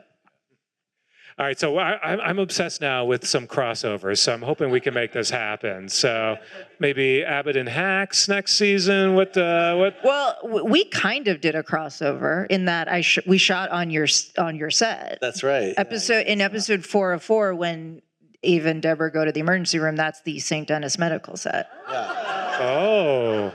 And in the that's an exclusive. That's the quote. Hasn't even checked with the lawyers.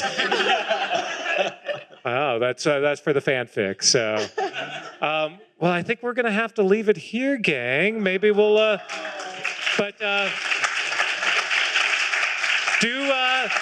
there's desserts outside now, so do stick around. And courtesy of everyone, all of our lovely sponsors, again, thank you all for coming out to a night in the writers' room with these Thanks for having lovely us. people. Thank you all. Thanks. Thank you so much for coming. This concludes Variety's A Night in the Writers' Room.